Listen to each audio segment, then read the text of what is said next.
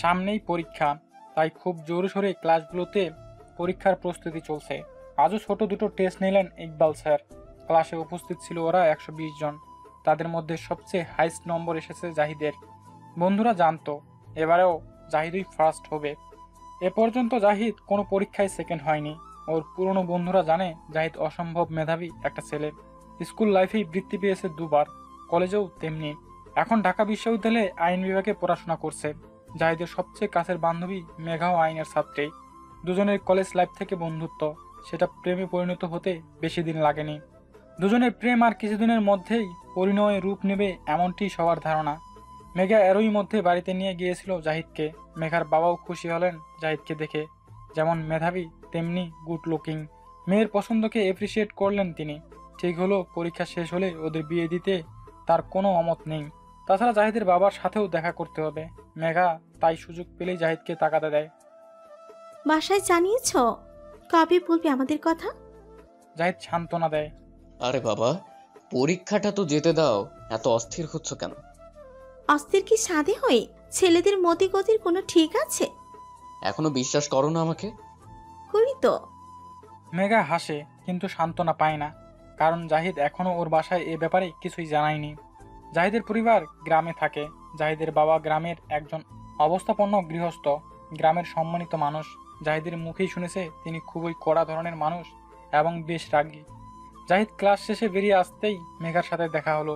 মেঘা বলল, চলো তোমাকে চা খাওয়াবো। জাহিদ মাথা নাড়ল। না, চা খাবো না, হলে চলে যাব, বাসায় যোগাযোগ করতে হবে। বাসায় কিছু হয়েছে? জাহিদের মুখটা আজ একটু মলিনই মনে হলো মেঘার কাছে, তাই প্রশ্নটা করলো। জাহিদ দীর্ঘশ্বাস ফেলে বলল, আমার শরীরটা নাকি বেশি খারাপ, এদিকে সামনে পরীক্ষা, কি যে অবস্থা। বাসায় জানিয়েছো পরীক্ষার কথা?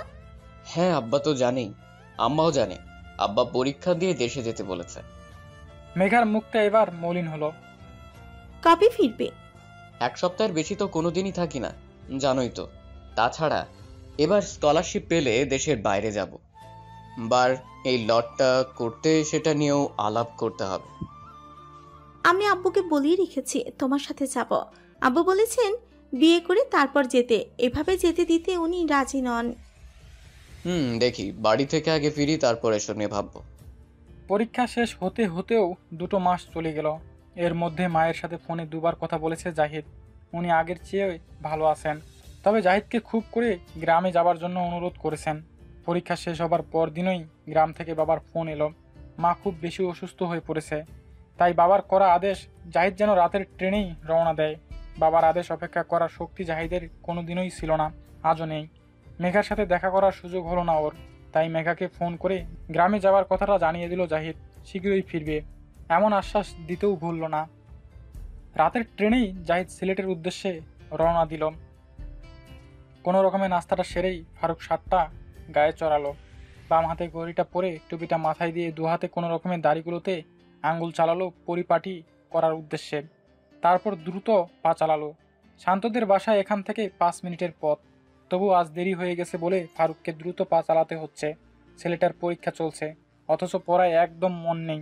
ফারুক গিয়ে ধরে বসলে ততক্ষণেই পড়ে। ফারুক চলে গেলে সে নাকি সারাদিন আর পড়তে বসে না। শান্ত ক্লাস 4-এ পড়ে। পড়ালেখায় যথেষ্ট মেধাবী হলেও সে চূড়ান্ত ফাঁকিবাজ। তবে ফারুককে যথেষ্ট সমীহ করে। শান্তদের পরিবারের উপরেও ফারুকের রাগ লাগে। ছেলের পরীক্ষার মাঝখানে মেয়ের বিয়ের এনগেজমেন্ট করলো সেদিন। শান্ত প্রচুর নাস্তা নিয়ে ফারুকের সামনে দিয়ে দাঁত বের করে বলেছিল, স্যার, আপার আজ পান চিনি, তাই আজ পড়বো না। ফারুক প্রশ্ন করেছিল, পাঞ্চিনি আবার কি? এনগেজমেন্ট বুঝেন? আমার আপাকে আজকে আংটি পরাবে ছেলেপক্ষ। তার মানে বিয়ে? না না, শুধু আংটি। বিয়ে 6 মাস পর। ফারুক আর কোনো কথা বলল না। এসব আধুনিক যুগের নানান ভিত্তিহীন রেওয়াজের প্রতি তার বিন্দু মাত্র আস্থা নেই। একটি আংটির বৃত্তে 2টি ছেলে মেয়েকে বেঁধে ফেলা, তারপর প্রেম করতে ছেড়ে দেওয়া, এজন্য অভিভাবকের অনুমতি নিয়েই জানা করা। শান্তদের বাড়ির সামনে এসে বেল বাজালো ফারুক। দরজা খুলল একটি মেয়ে, শান্ত ভদ্র মুখশ্রী। ফারুক চট করে চোখ নামিয়ে ফেলল। হাতের মোবাইলের দিকে তাকিয়ে বলল, শান্ত আছে? আমি ওর টিচার। জি আছে, আপনি বসুন, আমি পাঠিয়ে দিচ্ছি। ফারুক ড্রয়িং রুমে বসলো। কিছুক্ষণ পরেই শান্ত এলো ক্রিকেট ড্রেস পরিহিতা অবস্থায়। সালাম আলাইকুম স্যার। আবার সালাম আলাইকুম? এই হয় সালাম শিখিয়েছে তোমাকে? সালাম আলাইকুম মানে কি? সরি স্যার, আসসালামু আলাইকুম। ওয়ালাইকুম আসসালাম। তা পরীক্ষার মাঝখানে এসব কি? ব্যাট বল কেন হাতে? ওই একটু। যাও রাখো। ছোটখাটো হুঙ্কার দিল ফারুক। শান্ত দ্রুত হেলমেট প্যাড খুলতে লাগলো, তারপর শান্ত ছেলের মতোই পড়তে বসে গেল। ট্রেন থেকে নেমে জাহিদদের বাসা পায়ে হাঁটা পথ। তবু জাহিদ রিক্সা নিল, কারণ ওর হাতে বেশ কিছু লাগেজ রয়েছে। রিক্সা একেবারে বাড়ির সামনে গিয়ে থামলো। সিলেট শহরে উপকণ্ঠেই জাহিদদের সুন্দর দোতলা পাকা বাড়ি। জাহিদ ভেতরে ঢুকে প্রথমেই মনে মনে ধাক্কা খেলো মাকে রান্না করে বসে রান্নার বিশাল আয়োজন নিয়ে বসে থাকতে দেখে। কারণ সে মায়ের খুব অসুখ শুনেই দৌড়ে এসেছে। মা ওকে দেখে খুশিতে উঠে এলো। এসেছিস বাবা আমার? বলেই জাহিদকে জড়িয়ে ধরলেন, চোখে পানি। হ্যাঁ, কিন্তু তুমি অসুস্থ মানুষ রান্নাঘরে কি করছো? ধুর, তোর বাবার কথা, ভালো মানুষকে রোগী বানিয়ে দেয়। চল ঘরে চল, তোর পছন্দের সব কিছু করেছি রাত জেগে জেগে। এভাবে আমাকে ভয় দেখিয়ে আনানোর মানে কি? আব্বা কই? তোর আব্বা কুমকুমদের বাসায় গেছে, এসে পড়বে। তুই হাত মুখ ধো, তোর জন্য চালের আটার গরম গরম রুটি আর হাঁসের মাংস রেঁধেছি। তুই পছন্দ করিস, নাস্তা খেয়ে ঘুম দে, সারা রাত জার্নি করেছিস। জাহিদ কথা না বাড়িয়ে হাত মুখ ধুতে গেল। জোর করে পেট পুরে খাওয়ালো মা। ভরপেট খাওয়ার কারণেই কিনা কে জানে জাহিদের খুব ঘুম পাচ্ছে। সে ঘুমিয়ে পড়ল। মা ওর ঘরটা আগে থেকেই সুন্দর করে গুছিয়ে রেখেছিল।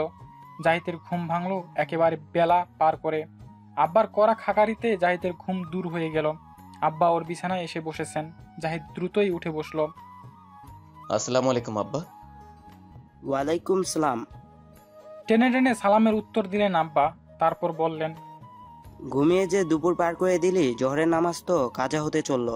নামাজ মনে হয় ঠিক মতো পড়িস না, তাই না? জাহিদ আমতা আমতা করতে লাগলো। না মানে পড়ি তো। যাও গোসল করে নামাজ পড়ে ভাত খাও, তোমার সাথে জরুরি কথা আছে। জাহিদ মনে মনে চমকালো কিছুটা। আব্বা ওকে তুমি তুমি করে কথাটা বললেন, ব্যাপার কি?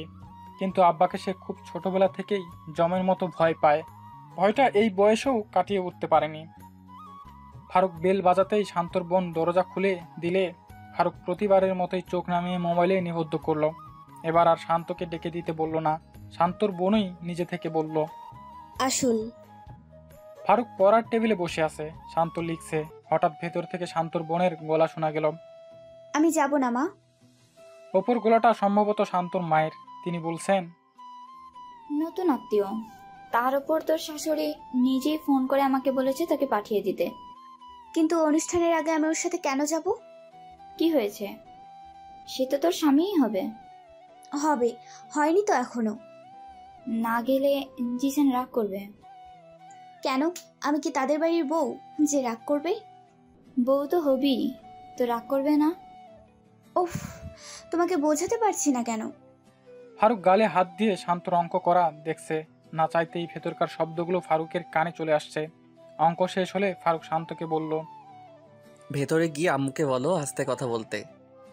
বলো সব বাইরে থেকে শোনা যাচ্ছে। আমি যে বলতে বলেছি এটা বলো না। বলেই ফারুক কপাল কুঁচকে খাতাটা টেনে নিল। জাহিদ আব্বার ঘরে বসে আছে। আব্বা এশার নামাজ পড়ে ধবধবে পাজামা পাঞ্জাবি পরে বসে আছেন। জাহিদ তার প্রবল ব্যক্তিত্বের সামনে নিজেকে বড় অসহায় বোধ করে। আব্বা বললেন, তোর মা তোকে কিছু বলেনি? কি ব্যাপার আব্বা? তোকে নিয়ে মেয়ে দেখতে যাব। মেয়ে তো আমাদের জানাশোনা। কুমকুমের কথা মনে আছে? আরে তুই তো ওকে মক্তবে থাকতে বাংলা ইংরেজি পড়াতি। জাহিদ একটা পালস বিট মিস করলো। মেয়ে তার জন্য। হতবম্ব হয়ে বলল, মেয়ে দেখতে যাবেন?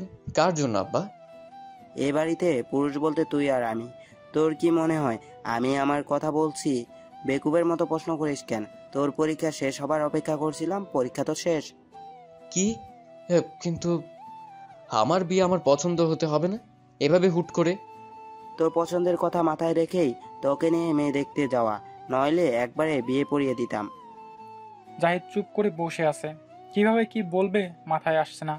আব্বা পুরো তৈরি হয়ে বলছেন, তোর বিয়ে, মেয়ে দেখতে যাব, কোনো মানে হয়? মেঘার কথাটা কিভাবে বলবে সে? আম্মাকে বলতে পারতো, কিন্তু আব্বার সামনে তো পারবেই না। এমন সময় আব্বা কথা বলে উঠলেন, তোর পড়ালেখার পিছনে কম ঢালিনি। তোকে মাদ্রাসায় ভর্তি করাতে চাইলাম, কিন্তু বললি যে না, শহরে কলেজে পড়বো। দিলাম পাঠিয়ে শহরে। কলেজ ভার্সিটি শেষ করেছিস, তো এখন বিয়ে না করলে কবে করবি? বুড়ো বয়সে? কিন্তু আব্বা, বারাট ল করতে চাই আমি, নইলে এত কষ্টের কোনো দাম থাকবে না। বটতলার উকিল হয়ে বসে থাকতে হবে। তোকে ব্যারিস্টারি পড়াতে প্রায় 30-40 লাখ টাকা লাগবে। তা না হয় দিলাম, কিন্তু আজকের দুনিয়াদারির উপর আমার বিশ্বাস নেই। শহরের মেয়েগুলো টোপ নিয়ে ঘুরে, মোটা তাজা মাছ দেখলেই বড়শিতে গেঁথে ফেলবে। তাই তোকে বিয়েটা করিয়ে দিই, তুইও শান্তিমতো পড়তে যা। কিন্তু আব্বা। আবার কিন্তু কি? যা তৈরি হ, কুমকুমকে দেখতে নিয়ে যাব তোকে। যদিও দেখা দেখির কিছু নাই, খুবই ভদ্র, নামাজি, আদবদার মেয়ে। মাদ্রাসা শেষ করেছে এবছর, সেখানে শিক্ষকতা করছে। এ যুগে এমন চৌকস মেয়ে হারিকেন দিয়ে খুঁজে পাবি না। বিয়েটা করিয়ে দেওয়া আমার দায়িত্ব। তারপর আমি মরে গেলে দোয়া দিবি আর বলবি কি সম্পদ তোকে দিয়ে গেলাম। শোন, দিনকাল একদম ভালো না, মানুষের মধ্যে এখন ভেজাল ঢুকে গেছে। যা বলি তোর ভালোর জন্যই বলি। যা ওঠ, কথা বাড়াস না। জাহিদ হিপনোটাইজ মানুষের মতো উঠে শার্ট পরল। তারপর আব্বা আর আম্মার সাথে কুমকুম নামের মেয়েটির বাড়িতে গেল। কুমকুমের মা সামনে আসলেন না, কুমকুমের বাবা এসে হাত মেলালেন। তারপর নাস্তা পর্ব শেষে জাহিদকে একটা রুমে বসিয়ে জাহিদের আম্মাই কুমকুমকে নিয়ে আসলেন। বরকার মতো কি যেন একটা পরেছে, কেবল মুখটা খোলা। সে যে কুমকুমকে চিনত, তার সাথে এই কুমকুমের কোনো মিলই নেই। ছটফটে কিশোরীটি কেমন চুপচাপ শান্ত হয়ে গেছে। আপাতমস্তক ঢাকা কুমকুম নামের মেয়েটি কেবল সালাম দিল। জাহিদও কোনো কথা বলল না। কুমকুম তো নয়ই, সে মুখ নত করে বসেছিল। মিনিট 5 পর জাহিদের আম্মা ছেলেকে জিজ্ঞেস করে কুমকুমকে উঠিয়ে নিয়ে গেলেন। বাবা সেখানেই বাসকাই গলায় ঘোষণা দিলেন যে আগামীকাল সন্ধ্যায় বিয়ে হবে। যেহেতু ছেলে বার অ্যাট ল পড়তে দেশের বাইরে চলে যাবে, তাই আর দেরি করবেন না তিনি। বউ আর কি, সে তো নিজের মেয়ের মতোই। এ বাড়ি থাকতো, এখন ও বাড়ি যাবে। কাল একেবারে বিয়ে পড়িয়ে বউ নিয়ে যাবেন তিনি। বলেই হা হা করে হেসে কুমকুমের বাবার সাথে কোলাকুলি করে পাকা কথা দিয়ে বিদায় নিয়ে আসলেন। রাতে মাকে একা পেয়ে জাহিদ ফিসফিসিয়ে জানালো মেঘার কথা। মা দ্রুত আঁচল মুখে তুলে বললেন, ইন্নাদিল্লাহ, তোকে ওখানে পড়তে পাঠিয়েছি না মেয়েদের সঙ্গে বন্ধুত্ব করতে? তুই কোন বাড়ির ছেলে একথা ভুলে যাস না। তোর বাবা শুনলে আগুন লাগিয়ে দেবে। ওসব বাদ দে বাবা, আমি তো তোর বাপকে এক কথায় বলতেই পারবো না। সারাটা দিনই জাহিদের চরম উৎকণ্ঠার মধ্যে কেটেছে। মোবাইলটা কতবার যে হাতে নিল আর রাখলো তারই অত্তা নেই। মেঘাকে কি বলবে সে? ওতে শুনলে কেঁদে কেটে একাকার করবে, নতুবা ট্রেন ধরে সোজা চলে আসবে এখানে। না, মাথা কাজ করছে না। মত অমত দ্বিমতের দোলাচলে কুমকুমের সাথে বিয়ে হয়ে গেল জাহিদের। মা পাত্রপক্ষ জাহিদের সামনে এলেন না। একেবারে সন্ধ্যাবেলায় মাথায় হাত রেখে কেবল বললেন, কুমকুম ভারী মিষ্টি মেয়ে, ওকে বিয়ে করে তুই অসুখী হবি না বাবা। কি? সে আমার সুখ, তা যদি তোমরা বুঝতে তাহলে এভাবে বলতে না। শোন রে বাবা, রূপে মন ভোলায়, কিন্তু বিবাহিত জীবনে রূপের পাশে গুণটাও লাগে। কুমকুম গুণী মেয়ে। গেয়ভূত একটা মেয়ের গুণ কি হতে পারে তা আমার জানা আছে। কাঁথা সেলাই করার পিঠা বানানো ছাড়া এরা পারে কি? তোর মাও কিন্তু আরেক গেয়ভূত, বুঝে কথা বলিস। শোন, ভবিষ্যৎ বংশধর কেমন চাস তা পুরুষকে বিয়ের আগেই ঠিক করতে হয়। কারণ যেমন মা তেমন চা হয়। চোখের ভালো লাগায় কেউ জীবন বাজি রাখে? মনে রাখিস, সোনার খনিতে সোনাই জন্মায়, আর কয়লার খনিতে কয়লা। কুমকুম যে সোনার মেয়ে তা তোকে হলফ করে বলতে পারি। একদিন টের পাবি, এই বলে রাখলাম। আর কথা হলো না। বিয়ে পড়ানোর পর মেয়েদের বাড়িতে চাপা কান্নার রোল। জাহিদ বিরস মুখে বাইরে দাঁড়িয়ে আছে। বউ নিয়ে ফিরতে ফিরতে রাত হয়ে গেল। জাহিদ নিজের ঘরে ঢুকে কিছুটা অবাক হলো। তার ঘরটা সুন্দর করে ফুল দিয়ে সাজানো হয়েছে। খাটে চুপ করে কুমকুম বসে আছে। জাহিদের বিশ্বাস করতে কষ্ট হচ্ছে এটা তার বাসর। সে তো মেঘাকে নিয়ে। ফুপিয়ে কান্নার শব্দে জাহিদের চিন্তা বাধাপ্রাপ্ত হলো। খানিক ইতস্তত করে খাটের পাশে যেয়ে দাঁড়ালো। মেয়েটা চোখ মুছে ধীরে ধীরে খাট থেকে নামলো। তারপর মৃদু স্বরে বলল, একটু বসবেন প্লিজ? প্লিজ শব্দটা শুনে মনে মনে একটু চমকে গেল জাহিদ। কিছু না বলে বসলো। কুমকুম তার পা শুয়ে সালাম করলো।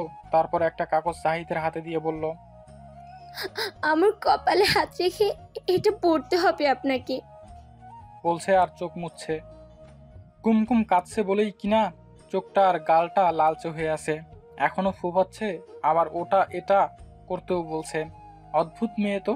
চুপচাপ এক জায়গায় বসে কাঁদতে থাক। তোর এত কথা বলার দরকার কি? জাহিদের একদম কথা বলতে ইচ্ছে করছে না। জাহিদ কাগজটা খুলে এই প্রথম মুখ খুলল। এটা কি? এটা দোয়া। স্ত্রীর কপালে হাত রেখে স্বামীকে পড়তে হয়, তবে তার আগে নামাজ পড়তে হবে। অজু আছে আপনার?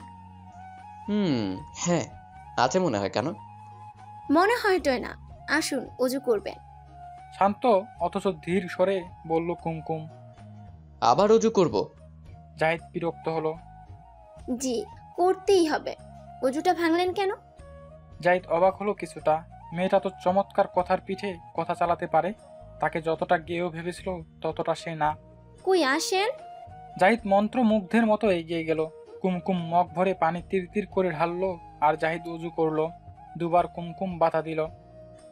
আহ, এইভাবে কুলি করেন কেন? গড়গড়া করেন। উফ, বাসরাত থেকেই মাস্টারি। মনে মনে বলল জাহিদ। অজু শেষে টাওয়েল এগিয়ে দিল। তারপর নিজে গিয়ে দুইটা জায়নামাজ বিছালো, একটা একটু সামনে, অপরটা পিছনে। আপনি কিন্তু নামাজ পড়াবেন। আমি? হ্যাঁ, কেন? কোনো সমস্যা? ইমামতি তো ছেলেদেরকেই করতে হয়। ইমাম মানে নেতা। একটা সংসারের নেতৃত্ব আপনাকে দেয়া হলো। প্রতিটা পুরুষকেই দেয়া হয়। কে কেমন সংসারের নেতৃত্ব দিতে পারে সেটার উপরেই সেই সংসারের ভবিষ্যৎ নির্ভর করে। তুমি তো মনে হয় মাদ্রাসায় মাস্টারি করো, তাই না?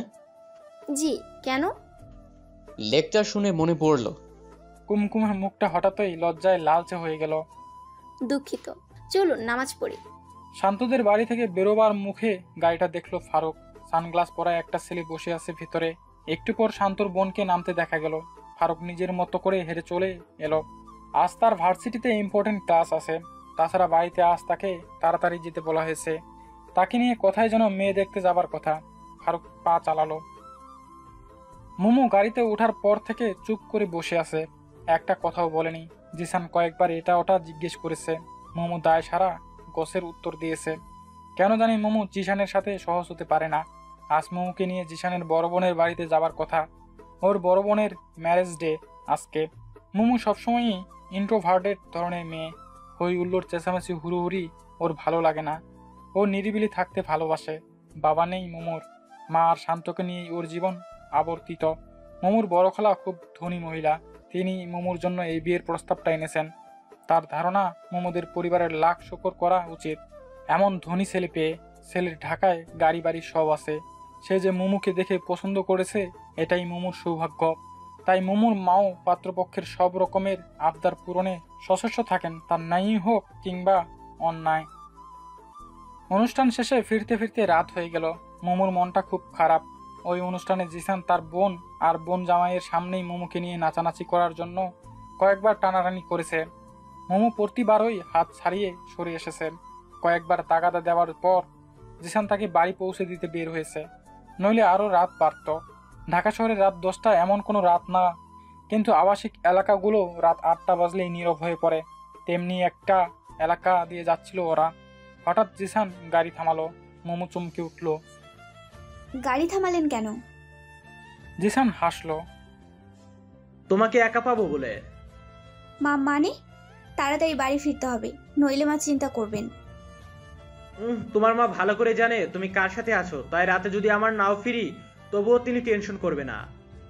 বলেই জিসান হঠাৎ মোমোর হাত চেপে ধরলে মোমো ধমকে বলে, এসব কি হচ্ছে? প্লিজ চলো না, আজকের সময়টা আমরা নিজেদের মতো কাটাই। শাওনের ফ্ল্যাটটা একদম খা। জিসানের কথা শেষ হবার আগেই মোমো গাড়ির গেট খুলে নেমে পড়লো। এটা দেখে জিসানও দ্রুত নেমে পড়লো। এই কি হলো, নামলে যে? আমি আপনার সাথে যাব না, রিক্সা নেব সামনে গিয়ে, আপনি চলে যান। বলেই মোমো আঁচলটা টেনে মাথা সহ পুরো অর্ধাংশ ভালোভাবে আবৃত্তি করলো। জিসান দৌড়ে ওকে ধরে গাড়ির সাথে চেপে ধরলো। উফ, তোমার এই পালায় পালায় ভাবটা আমাকে তোমার আরো কাছে চুমুকের মতো টানে। বলেই মোমোর ঘোমটা দেওয়া মুখটা ভালো করে দেখে বলল, ঘোমটা তোমার রূপে বাড়তি সৌন্দর্য যোগ্য করেছে। প্লিজ আর কিছু না হোক, একটা চুমু তো ফ্রিতে পেতে পারি, কি বলো? ছাড়েন আমাকে, রাস্তার মধ্যে সব কি শুরু করেছেন? লোকজন দেখছে। লোকজন কোথায় পেলে তুমি? দুই পাশে লেক আর ওই দুই পাশে রাস্তা। জনমানবহীন এই প্রান্তরে তুমি আর আমি আদিম হতে বাধা নেই। আর কিছুদিন পর তো আমরা এক হবই। এখনই তাহলে বাধা কিসে বলো? বলেই মোমোকে এক প্রকার জোর করেই গাড়িতে ঢোকালো। মোমো বুঝতে পারলো আজ জিসানের লোভ থেকে সে বাঁচতে পারবে না, যদি সরব না হয়। ভাবনাটা মোমোর শরীরে বাড়তি শক্তি এনে দেয়। তারপর শরীরে সমস্ত শক্তি একত্রিত করে জিসানকে ধাক্কা দিলে ওর মাথাটা গাড়ির ছাদের সাথে ঠুকে যায়। জিসান মাথা ধরে সিটে বসে পড়লে মোমো ওকে দ্বিতীয় ধাক্কা দিয়ে পাগলের মতো গাড়ির ভেতর থেকে বের হয়ে আসে। দিক বেদিক জ্ঞানশূন্য হয়ে মোমো সামনের দিকে দৌড় দেয়, আঁচলটা দিয়ে নিজেকে যথাসম্ভব পেঁচিয়ে নেয়। তখনই দেখতে পায় দুজন যুবক হেঁটে এদিকেই আসছে। মোমো থেমে যায়। ছেলেগুলো ভালো না মন্দ জানার উপায় নেই, বলা যায় না। ওর অবস্থা ফ্রাই প্যান থেকে চুলার আগুনে পড়ার দশা হতে পারে। মোমো একটি গাছের আড়ালে দাঁড়িয়ে গেল। ছেলে দুটো ওকে ক্রস করে চলে যাচ্ছে। মোমোর খুব ইচ্ছে হলো ওদের ডেকে সাহায্য চায়, কিন্তু ভয় হয় যদি ওরা জিসানের মতোই মন্দলোক হয়। ছেলে দুটো চলে গেছে কিনা দেখার জন্য আরেকবার উকি দিতেই চমকে উঠল। ছেলে দুটোর একজন হলেন শান্ত টিচার। মোমো তার নাম জানে না, কি বলে ডাকবে ভেবে ছেলে দুটোর দিকে দৌড় দিল। তারপর পেছন থেকে ডাকলো, এই যে শুনছেন? পরিচিত একটা কণ্ঠ শুনে ফারুক ফিরে তাকিয়ে শান্তর বোনকে দেখে চমকে গেল। মোমো দৌড়ে গিয়ে তার সামনে দাঁড়িয়ে বলতে লাগলো, আমি খুব বিপদে পড়েছি, প্লিজ আমাকে হেল্প করুন। এত রাতে আপনি এখানে কেন? জিসানের সাথে এসেছিলাম, কিন্তু আর বলতে পারলো না মোমো। সে বাঁশপাতার মতো থির থির করে কাঁপছে। ফারুকের সাথে বন্ধুটি ফারুককে বলল, তুই চিনিস ওকে? শান্তর বোন। ফারুক আর কোনো প্রশ্ন না করে মোমোর দিকে একবার তাকিয়ে বলল, আসুন। বলেই বন্ধুটির সাথে হাত মিলিয়ে তাকে বিদায় দিয়ে হাঁটা ধরলো ফারুক। মোমো ওর পিছনে রীতিমতো দৌড়াতে লাগলো, কারণ ফারুকের সাথে সে তাল মিলিয়ে হাঁটতে পারছে না, বারবার পিছিয়ে পড়ছে। মেইন রোডে এসে ফারুক একটা রিক্সা ডাকলো, তারপর তাতে মোমোকে উঠতে বলল। মোমো উঠে সরে বসলো। ফারুক একটু বিরক্তি নিয়েই রিক্সায় উঠে বসলো। কিছুদূর যেতেই মোমোর ভয়টা কিছুটা কাটলো। সে নিচু স্বরে বলল, আপনি আমাকে খুব খারাপ ভাবছেন, তাই না? আমার ভাবনায় তো আর আপনার কিছু যায় আসে না, অতএব বাদ দিন এসব কথা। বিপরীত দিকে তাকিয়ে বলল ফারুক। সে যথাসম্ভব সরে বসেছে, হাত দুটোকে দু পায়ের মাঝে পরস্পর মুঠো করে ধরে রেখেছে। তারপরেও সামান্য ঝাঁকিতেই দুজনের গায়ে গা লেগে যাচ্ছে। মোমোদের বাসার কাছাকাছি আসতেই ফারুক রিক্সাওয়ালার পিঠে হাত দিয়ে থামতে বলে নেমে পড়ল। তারপর পকেট থেকে ভাড়া বের করে রিক্সাওয়ালার হাতে দিয়ে বলল, ওনাকে নামিয়ে দিয়ে এসো। তারপর মানিব্যাগের দিকে তাকিয়ে সেটা ভাঁজ করতে করতে বলল, যেতে পারবেন না এবার? জি পারবো, আপনাকে অনেক ধন্যবাদ। শব্দটা বলার আগেই ফারুক হাঁটা ধরলো। মোমো সেদিকে তাকিয়ে ছোট নিঃশ্বাস ফেলে রবের শুকরিয়া আদায় করলো। বাসায় ফিরে বেল বাজাতেই মা দরজা খুলে ওকে জড়িয়ে ধরলেন। কোথায় ছিলি তুই? আমি চিন্তায় অস্থির, একা আসলি কিভাবে? মা এক নাগারে প্রশ্ন করে চললেন। মোমো হকচকিয়ে গেল। মা কিভাবে জানলো যে পথে কোনো সমস্যা হয়েছে? মোমো কি বলবে ভেবে পেল না। ড্রয়িং রুমের পর্দা তুলতেই মোমো ভীষণ চমকে উঠল। জিসান সোফার মধ্যে হেলান দিয়ে আতশোয়া হয়ে ওর দিকে তাকিয়ে আসছে। মোমোর চেহারা কঠিন হয়ে গেল। মা পিছন থেকে বলতে লাগলেন, ছিনতাইকারীরা দেখো কি করেছে, জিশানের মাথা ফাটিয়ে দিয়েছে।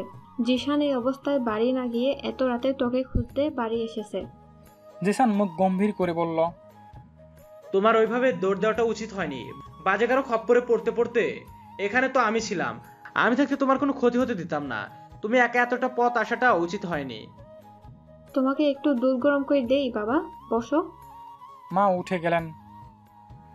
জিসানের কথার মাঝপথেই মোমো ঘৃণা ভরা মুখ ফিরিয়ে চলে এলো সেখান থেকে। জাহিদের বিয়ে হয়েছে আজ 4 দিন হলো। এই 4 দিনেই কুমকুম সবাইকে আপন করে নিয়েছে। শ্বশুর শাশুড়ি মহা খুশি কুমকুমের আচরণে। কেবল জাহিদ নিজেই স্বাভাবিক নয়, সে নিজে থেকে কোনো কথা বলে না, কেবল কুমকুম প্রশ্ন করলে জবাব দেয়। জাহিদ বাবাকে তাগাদা দিল তার বার অ্যাটলোর ব্যাপারে। জাহিদের বাবা জানালেন তিনি টাকার ব্যবস্থা করে রাখবেন। পরের বার এসে জাহিদ টাকাটা নিয়ে যাবে অথবা ব্যাংকের মাধ্যমে পেয়ে যাবে। আগামী শনিবার জাহিদ ঢাকা চলে যাবে। কুমকুমের মনটা খুব খারাপ হয়ে আছে। সে জানে না তার দোষটা কি। বিভিন্নভাবে জাহিদকে প্রশ্নটা করেছে, কিন্তু জাহিদ পরিষ্কার করে কোনো উত্তর দেয়নি। সারাদিন তো এদিক সেদিক করে কাটিয়ে দেয়। রাত হলে ঘরে ঢুকে নিজের মতো করে ঘুমিয়ে পড়ে।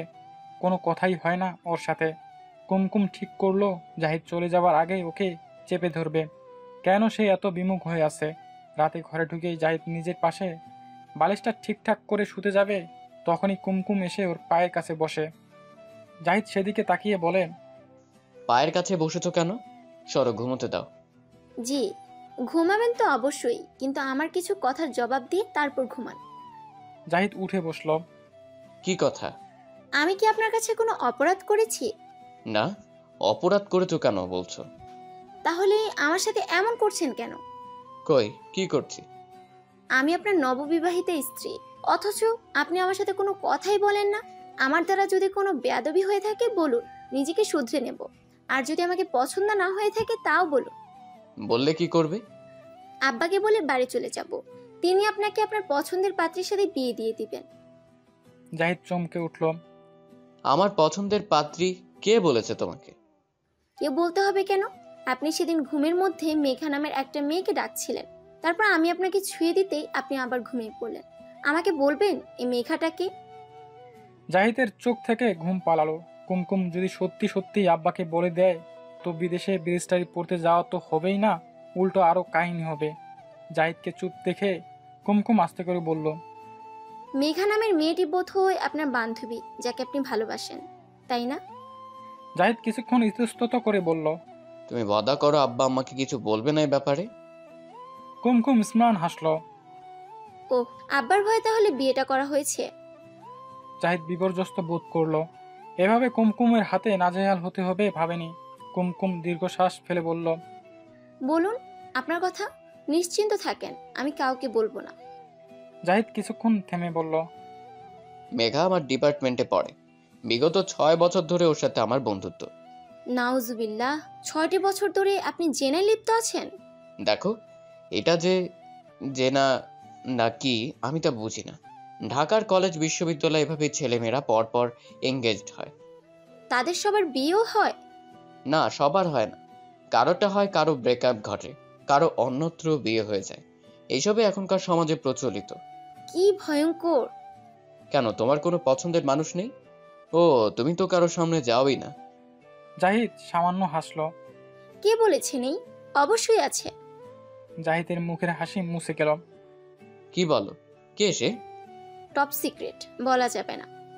জাহিদ কিছুক্ষণ চুপ থেকে তার আর মেঘার সম্পর্কের দীর্ঘস্থায়িত্বের কথা, দুজনের প্ল্যান, বাইরে যাওয়া সবই বলল। কুমকুম মন দিয়ে শুনল, তারপর বলল, এখান থেকে ফিরে গিয়ে নিশ্চয়ই তার সাথে বন্ধুত্ব রাখবেন, নাকি রাখবেন না? ওকে, আমি কষ্ট দিতে পারবো না। জাহিদের কথার ধরনে কুমকুমের চোখে পানি এসে গেল। আড়ালে তা মুছে বলল, একটা অনুরোধ করব, রাখবেন? কি? আপনি যদি মেঘার সাথে বন্ধুত্ব রাখেন তবে ওকে অবশ্যই বিয়ে করে নিজের জন্য হালাল করে নেবেন, আর যদি বিয়ে না করেন তবে সম্পর্ক ভেঙে ফেলুন। জাহিদ হতভম্ব হয়ে বলল, তুমি তো অদ্ভুত মেয়ে, নিজের স্বামীকে বিয়ের পরামর্শ দিচ্ছ। আপনি কারোর সাথে জেনা করছেন এটা শুনতে খারাপ লাগবে, কিন্তু আপনি আপনার অন্য স্ত্রীর কাছে আছেন, এটা ততটা খারাপ লাগবে না। যেটুকু লাগবে তা হলো ঈর্ষা, আর আমি ঈর্ষাকাতর নই। শুনেছিলাম মেয়েরা নাকি সবকিছুর ভাগ দিতে পারে, কিন্তু নিজের স্বামীকে ভাগ করতে পারে না। তোমার বেলায় দেখছি উল্টো। জাহিদ অবাক হয়ে বলল, সে বুঝতেই পারেনি কুমকুম এত সহজে মেঘার বিষয়টা মেনে নেবে। কুমকুম স্ম্লান হাসল। বিষয়টা আসলে ভুলভাবে দেখা হয় বলেই এই সমস্যা।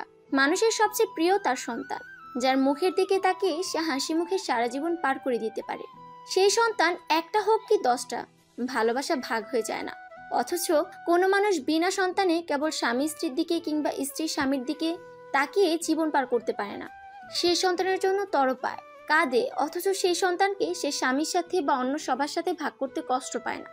আসলে এর মধ্যে অনেক বড় একটা স্বার্থপরতা লুকিয়ে আছে। তুমি আমাকে বিস্মিত করলে। তুমি কি সত্যি চাও আমি মেঘাকে বিয়ে করি? সম্পর্কের হালাল পদ্ধতি হচ্ছে বিয়ে। আপনি বলছেন তাকে আপনি ভালোবাসেন, কষ্ট দিতে চান না, তাহলে বিয়ে না করে এসব কিভাবে করবেন? জাহিদ অবচেতন মনেই তাকিয়ে রইল কুমকুমের দিকে। কুমকুম উঠে দাঁড়ালে জাহিদ হঠাৎ কি মনে করে ওর হাতটা ধরে ফেলল। তোমার অধিকার নিয়ে তো কিছু বললে না। সেটা একান্তই আমার থাক। কুমকুমের চোখ ফেটে পানি বেরিয়ে এলো। জাহিদ কিছুটা বিচলিত বোধ করল। কুমকুম সরে নিজের পাশে চলে গেল, বিপরীত দিকে মুখ করে শুয়ে পড়ল। জাহিদ পিছন থেকে ওর দিকে তাকিয়ে রইল। আজ জাহিদ চলে যাবে। কুমকুম নামাজ পড়ে জাহিদের সব কিছু গুছিয়ে হাতের কাছে এনে রাখলো। যাবার 1 ঘন্টা আগে জাহিদ যখন তৈরি হচ্ছিল তখন কুমকুম চুপ করে এক কোণে বসেছিল। জাহিদের হঠাৎ খুব মায়া লেগে গেল। কাছে গিয়ে ওকে 2 হাতে ধরে দাঁড় করালো।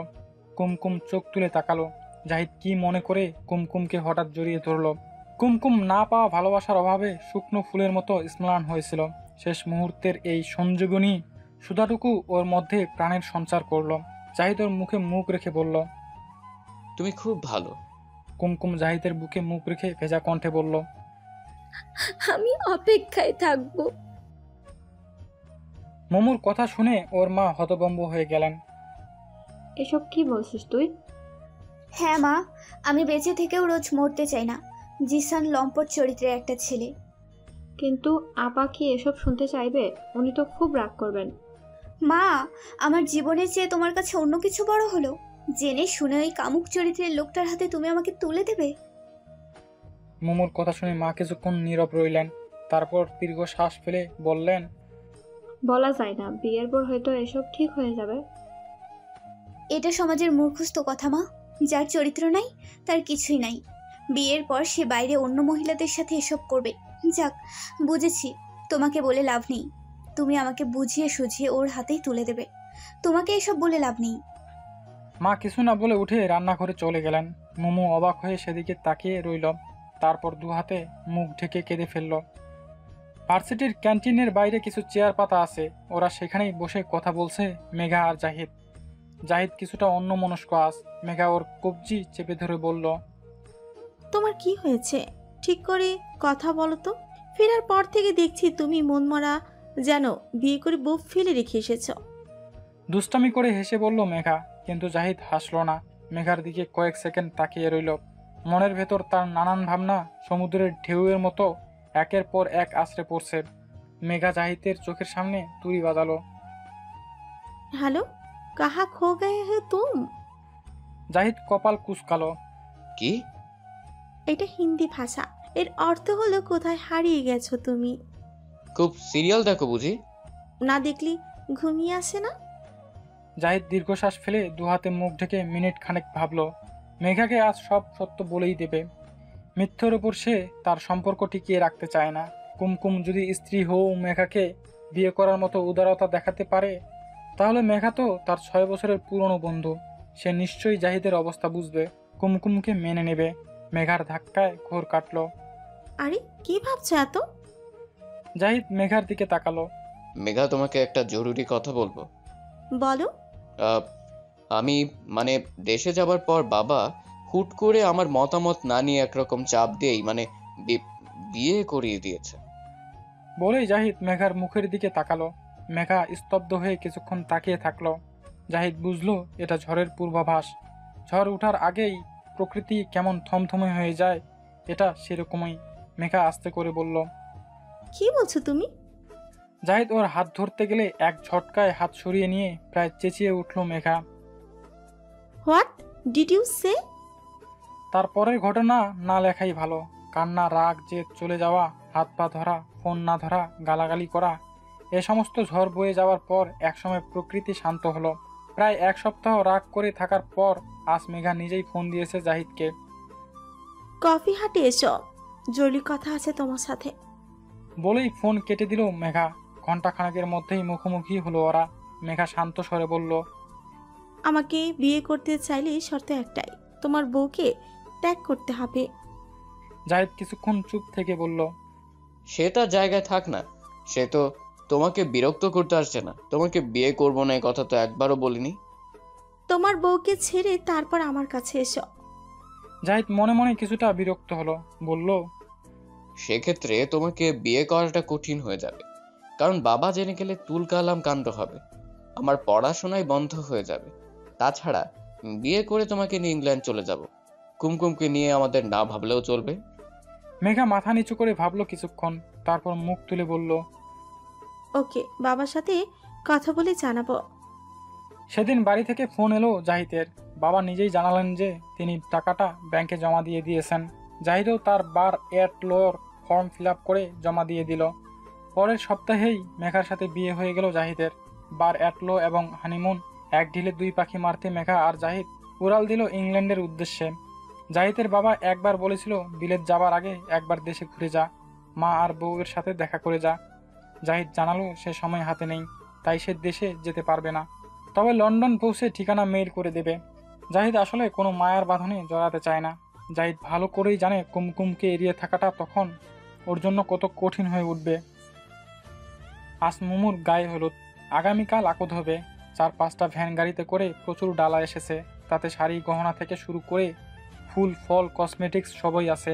জিসানই হঠাৎ সিদ্ধান্তটা নিয়েছে। মুমুর মা প্রস্তুত ছিল না এত তাড়াতাড়ি বিয়ের জন্য। জিসানদের পক্ষ থেকে চাপ এলো যে দেরি করা যাবে না।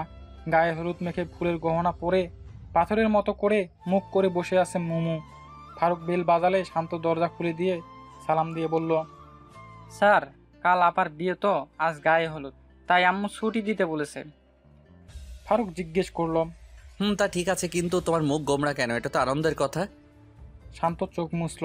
ফারুক ওর হাত ধরে সোফায় বসলো। কি হয়েছে, মন খারাপ কেন? বড় খালা আপুকে কাল অনেক মেরেছে, কারণ আপু জিসান ভাইয়াকে বিয়ে করতে চায় না।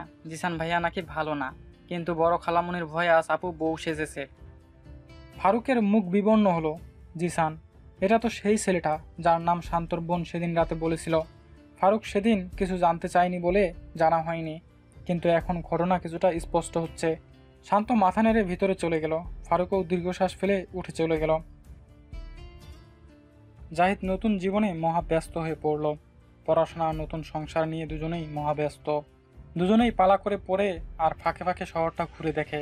বেশ কিছু নতুন বন্ধুও জুটে গেল তাদের দুজন, আবার বাঙালি। নতুন ঠিকানা মেইল করার পর গত মাসে আব্বার একটা চিঠি এসেছিল যে কুমকুম কিছুটা অসুস্থ।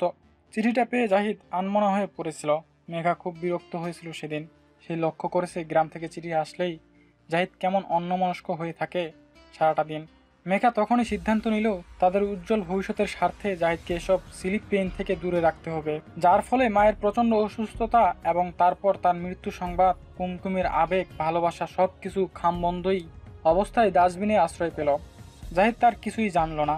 সেই কারণেই কিনা কে জানে, প্রথম সেমিস্টার পরীক্ষায় জাহিদ ডিস্টিংশন মার্কস পেয়ে সবার মুখ উজ্জ্বল করল। এখন সেকেন্ড সেমিস্টারের প্রস্তুতি চলছে। এরই মাঝে 1 বছর সময় পেরিয়ে গেছে। জাহিদের বাবাও খুব অসুস্থ হয়ে পড়েছেন। স্ত্রীর মৃত্যুর পর তিনি পুরোপুরি ভেঙে পড়েছেন। কুমকুম আর কেয়ারটেকার চাচা মিলে তার দেখাশোনা করে, পাশাপাশি কুমকুম তার মাদ্রাসাটাও দেখাশোনা করে। এটা না থাকলে ওর জন্য সময় কাটানো মুশকিল হয়ে যেত। প্রতি রাতে তাহাজ্জুদের পার্টিতে জাহিদের সুস্থতা ও সফলতা কামনা করা ওর নিত্যদিনের কাজ। বিয়ের আকদ পড়ানোর আগে দিয়ে মোমো খুব কাঁদছিল। শান্ত বোনকে এমন কাঁদতে দেখতে পারল না। নীরবে মায়ের ঘরে গিয়ে এক কোণে দাঁড়িয়ে 2 হাত তুলল আকাশ পানে। ওগো দয়াময়, আমার আপুর কষ্ট দূর করে দাও, ওর কান্না মুছে দাও। বলেই শান্ত নিজেও কেঁদে ফেলল। মোমো বউ সেজে বসে আছে। বরযাত্রীও এসে গেছে। প্রচুর পটকা আর আতশবাজি ফোটানো হচ্ছে। পটকা ফাটার শব্দে কানে তালা লেগে যাবার দশা। জিসানের খুব শখ ছিল স্টার প্লাস স্টাইলে বিয়ে করবে, তাই প্রায় $1 লক্ষ খরচ করে এসব আতশবাজি ইন্ডিয়া থেকে আনিয়েছে। এলাকাবাসী আতশবাজির ঝলক তাকিয়ে তাকিয়ে দেখছে। মোমো লাল বেনারসি মুড়ে ঘরের এক কোণের দেয়ালে মাথা ঠেকিয়ে বসে আছে। ওর সাথের মেয়েরা সব আতশবাজি দেখতে ছাদে দৌড় দিয়েছে। হঠাৎ জানালা দিয়ে একটা উড়ন্ত আতশবাজি মোমোর আঁচলে পড়া মাত্রই সানথেটিক আঁচলে দাউ দাউ করে আগুন লেগে গেল। মোমো প্রথমে টের পায়নি, পরে গরম ভাব লাগাতে চিৎকার দিয়ে উঠে ছুটে যায় বাইরে। ওর চিৎকার শোনার মতো সেখানে কেউ নেই, সবাই ছাদে। কেবল মোমোর মাসান্তর টিচারকে বেতনের টাকা দেওয়ার জন্য ডেকেছিলেন বলে ড্রয়িং রুমে তার সাথে কথা বলছিলেন। চিৎকার শুনে মোমোর মা দৌড়ে বেরিয়ে এসে দেখলেন মোমোর শরীরে দাউ দাউ আগুন। তিনি প্রবল চিৎকার দিলে ফারুক দৌড়ে এসে হাতের কাছে শরবতের একটা ছোটখাটো বালতি পেয়ে সেটাই উপর করে ঢেলে দিল মোমোর মাথার উপরে। মোমো সংজ্ঞাহীন হয়ে গেল। ততক্ষণে ছুটে সবাই এসেছে। বড় খালা, জিসান সবাই হতভম্বের মতো তাকিয়ে আছে। ফারুক দ্রুত মোমোকে পাজো কোলা করে কোলে তুলে নিয়ে জিসানকে বলল, আপনার গাড়িটা বের করুন। জিসান হতভম্ব ভাব কাটিয়ে দ্রুত দৌড় দিল। আধা ঘন্টার মধ্যেই মোমোকে বার্ন ইউনিটে আনা হলো। নববধূর বেশে আতপরা মোমোকে দেখে ডাক্তাররা নিজেরাই হক চুকিয়ে গেল। জিসান বিমূঢ় হয়ে এক কোণে দাঁড়িয়ে রইল। তাড়াতাড়ি মোমোকে এমার্জেন্সিতে নেওয়া হলো। ইতিমধ্যে বড় খালা সহ বাকিরা এসে পড়েছেন। ডাক্তারদের একজন এসে ফারুককে জানালেন, দ্রুত টাকা জমা দিয়ে বন্ড পেপারে সই দিন, রোগীর অপারেশন লাগবে। ফারুক হাতের ইশারায় জিসানকে দেখিয়ে বলল, উনি মেয়ের গার্জিয়ান, ওনাকে বলুন। বড় খালা জিসানকে বললেন, জিসান, তুমি সই করে দাও বাবা। টাকার ব্যবস্থা আমরা না হয় করব। জিসান হঠাৎ উঠে দাঁড়ালো, খেকিয়ে উঠে বড় খালাকে বলল, এসব ব্যাপারে আমাকে টানবেন না। মানবতার খাতিরে গাড়ি করে হাসপাতাল পর্যন্ত এনেছি, সব দায়িত্ব আমি কেন নেব? আমার কি বিয়ে হয়েছে নাকি? আমি এসবে নেই। বলেই জিসান তার মাকে নিয়ে দ্রুত হাসপাতাল ত্যাগ করলো। বড় খালা বোকার মতো দাঁড়িয়ে রইল। তার এখন এমন অবস্থা, না পারছে যেতে, না পারছে থাকতে। মুমুর মা মুখে আঁচল চাপা দিয়ে কাঁদছে। শান্ত ফারুকের শার্ট ধরে টান দিয়ে বলল, স্যার কিছু একটা করেন, আপুকে বাঁচান। ফারুক সম্বিত ফিরে পেয়ে নার্সের হাত থেকে কাগজটা নিয়ে বড় খালাকে বলল, আমি যদি সই করি আপনাদের কি কোনো আপত্তি আছে? বড় খালা চোখ মুছে দ্রুত বললেন, না না বাবা, আপত্তি কি করব? আমাদের মেয়ের জান চাই, তোমাকে তো আল্লাহ পাঠিয়েছে। ফারুক 1 মিনিট ভেবে খসখসিয়ে সই করে কাগজটা নার্সের হাতে ফেরত দিল। তারপর টিউশনিতে পাওয়া পুরো বেতনটাই জমা দিয়ে দিল। মোমোর মা হতবাক হয়ে চেয়ে রইল। জাহিদের বাবার শরীরটা আগের চেয়ে কিছুটা ভালো। এদিকে কুমকুমের বাবা কিছুদিন পরই এসে দেখে যান। জাহিদের চিঠি এসেছে কিনা খোঁজ খবর করেন, কিন্তু কোনো খবর নেই বলে তিনি হতাশ হন। কিন্তু কুমকুমের মধ্যে যেন কোনো হতাশা নেই। জাহিদের আব্বা কেঁদে ফেললেন, মারে তোকে বিয়ে করিয়ে এনে এক কষ্টের মধ্যে ফেলে দিলাম। ছেলেটা এইভাবে সবাইকে ভুলে যাবে ভাবিনি। মানুষ একটা চিঠি তো দেয়, ফোন তো করে, সে পুরোপুরি ভুলে বসে আছে আমাদের। অন্তত তোর কথা ভেবে হলেও তো ফোনটা করা উচিত। কুমকুম স্ম্লান হাসল। এসব ভেবে আপনি ভারাক্রান্ত হবেন না বাবা, উপরে আল্লাহ আছেন। আমি আমার যাবতীয় দুঃখ কষ্ট আল্লাহর কাছেই নিবেদন করি, তিনি নিশ্চয়ই উত্তম ফয়সালাকারী। কুমকুমের অটল ধৈর্য দেখে আব্বা কিছুটা সান্ত্বনা পান। জিশান বিয়ে ভেঙে দিয়েছে, আংটি ফেরত পাঠিয়েছে। মোমোর মা ও বড় খালার আদেশে তাদের পাঠানো যাবতীয় সরঞ্জাম ফেরত পাঠিয়েছে। মোমোর অপারেশন শেষে ওকে বেডে দেওয়া হয়েছে। ডাক্তাররা ফারুকের কাঁধে চাপড় দিয়ে বললেন, জোর বেঁচে গেছেন উনি, 30% ইনজুর্ড হয়েছে। প্রপার যত্ন এবং চিকিৎসায় উনি সেরে উঠবেন, তবে ভেতর থেকে শুকাতে প্রায় 3 মাস লাগবে। তার আগে ওনাকে ফুল বেড রেস্টে থাকতে হবে। মোমোর পুরো দেখাশোনাই ফারুক করছে ঠিকই, কিন্তু সে রুমের ভিতর আসে না। বাড়ি থেকেই খোঁজখবর করে প্রয়োজনীয় কাজ সেরে চলে যায়। একদিন ফারুক তার মাকেও নিয়ে আসে মোমোকে দেখার জন্য। তিনি মোমোর গালে হাত রেখে আদর করে বলে, আল্লাহ মেহেরবান, তোমার মুখটা বেঁচে গেছে। এরই মধ্যে নার্স এসে রুম থেকে সবাইকে বের করে দিয়ে মোমোর ক্ষত স্থানে ড্রেসিং করে ওষুধ দিয়ে দেয়। প্রায় 20 দিন হাসপাতালে থাকার পর মোমোকে আজ বাসায় নেওয়া হবে। বিকেলেই মোমোকে ডিসচার্জ দেওয়া হবে। তার ঘন্টাখানেক আগেই ফারুক তার মাকে নিয়ে উপস্থিত হয়। কিছুক্ষণ কথা বলার পর তিনি হঠাৎ মোমোর মায়ের হাত ধরে বললেন, আপনার যদি আপত্তি না থাকে তো মোমোকে আমার ফারুকের বউ করে নিতে চাই, আপনি কি বলেন? এমন অপ্রত্যাশিত প্রস্তাবে মোমোর মা দিশাহারার মতো বড় বোনের দিকে তাকালেন। বড় খালা ফারুকের মায়ের হাত চেপে ধরে বললেন, সব জেনে শুনেও যে আপনারা মোমোকে নিতে চাচ্ছেন, এটা তো আমাদের পরম সৌভাগ্য। মোমো এখন কোনো রকমে উঠে বসতে পারে। সেই অবস্থাতেই একটা হালকা সুতির ঢলা জামা পরানো হলো মোমোকে। কেবল মাথার জড়োয়া ওড়নাটাতেই মোমোকে বউদের মতো দেখাচ্ছে। কাজী সাহেব হাসলেন, জীবনে অনেক বিয়ে পড়িয়েছি, মাশাআল্লাহ, এমন বিয়ে পড়ানোর সৌভাগ্য হলো। বিয়ে পড়িয়ে বরকনের জন্য অনেক দোয়া করে তিনি বিদায় নিলেন। একদম ঘরোয়া পরিবেশে মোমোর বিয়েটা হয়ে গেল। শান্তর খুশি আর ধরে না। নতুন বউকে বাড়ি আনা হলো। ফারুকের ঘরটা মা আগে থেকেই গুছিয়ে রেখেছিলেন। তিনি মোমোকে সাবধানে খাটে বসিয়ে দিয়ে বললেন, এই হলো তোমার ঘর, তুমি বসো। ফারুক তোমার জন্য ঔষধ আনতে গেছে। মোমো লজ্জাবনত মুখে কৃতজ্ঞ চিত্তে সেই উপকারী বন্ধুর অপেক্ষা করছে। কেন এই অসুস্থ অবস্থাতেই তাকে বিয়ে করলো ফারুক। মোমোকে নিয়ে নিজের বাসাটা ঘুরে দেখালেন ফারুকের আম্মা। শান্তও এসেছিল সাথে, কিছুক্ষণ আগে ও চলে গেছে, কারণ ওর সামনে পরীক্ষা। বাসাটা ছোটোখাটোর মধ্যে সুন্দর, সিমসাম করে গোছানো। শেষে মোমোকে নিয়ে ফারুকের রুমে বসিয়ে ওর মা বলতে লাগলেন, আমার ফারুকের মতো ছেলে হয় না। ওর বাবা মারা যাবার পর থেকেই ও আমার ন্যাওটা, কখনো আমার কাছে কিছু লোকায় না জানো। যেদিন তুমি পথে বিপদে পড়েছিলে সেদিন ওকে নিয়ে এক জায়গায় পাত্রী দেখতে যাবার কথা ছিল। মেয়ে দেখেও এসেছি, ফারুক আমার পছন্দের উপর ছেড়ে দিল।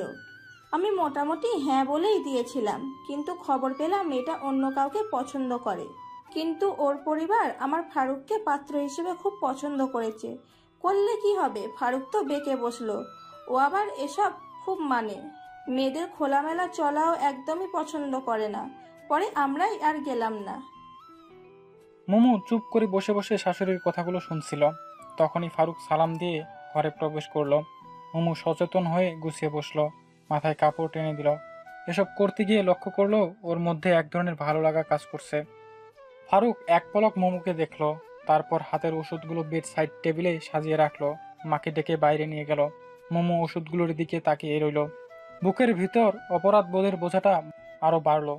যে মানুষটা চাইলেই একটা ভালো মেয়েকে বিয়ে করে সংসার পাততে পারত, সে কেন মোমোর মতো সমস্যাক্রান্ত রোগীকে বউ করে নিজের ঘরে নিয়ে এলো শুধুই সেবা করার জন্য? কেন স্বল্প আয়ের এই লোকটা এতগুলো বাড়তি খরচের বোঝা মাথা পেতে নিল? মোমো যখন এসব ভাবছে তখনই ফারুক এসে খাটের এক পাশে বসলো। কেন বলতে পারবে না? মোমো লজ্জায় মুখ তুলে তাকাতে পারলো না। লোকটার নিকট ঋণ এত বেড়ে গেছে যে সারা জীবন তার নীরের দাসত্ব করলেও বোধহয় কৃতজ্ঞতা আদায় করতে পারবে না। অন্তত মোমোর তাই মনে হলো। কি ভাবছেন? নাকি মন খারাপ? মোমো মাথা নাড়ল। ফারুক বলল, জ্বরটা দেখি। বলেই মোমোর কপালে হাত রাখলো। মোমো ভেতরে ভেতরে কেঁপে উঠল। ভালোবাসার প্রথম স্পর্শ, প্রিয় পুরুষের বিশ্বাসী ছোঁয়া। না, আল্লাহর রহমতে জ্বর তো তেমন নেই, 99-এর মতো হবে, ওটা থাকবেই। আপনার লাস্ট ড্রেসিং হয়েছে দুপুর 2টোয়, নেক্সট ড্রেসিং একেবারে রাতে। নার্স আসবে? মুখ ফসকে বলে ফেলল মোমো। ফারুক অন্তর্ভেদী দৃষ্টিতে তাকালো। আমার অত পয়সা নেই, আমি ড্রেসিং করব, কোনো সমস্যা? মোমোর নাক মুখ গরম হয়ে উঠল। আপনি পারবেন? ড্রেসিং তো এমন কঠিন কিছু না।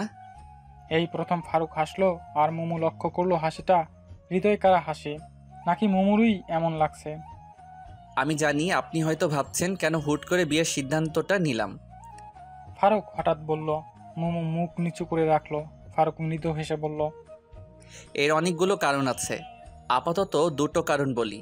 একটা হলো আপনার চলমান অবস্থায় যে ঝড় আপনার উপর দিয়ে বয়ে যাচ্ছিল, তাতে আপনাকে একা ছেড়ে আসাটা অন্যায় হতো।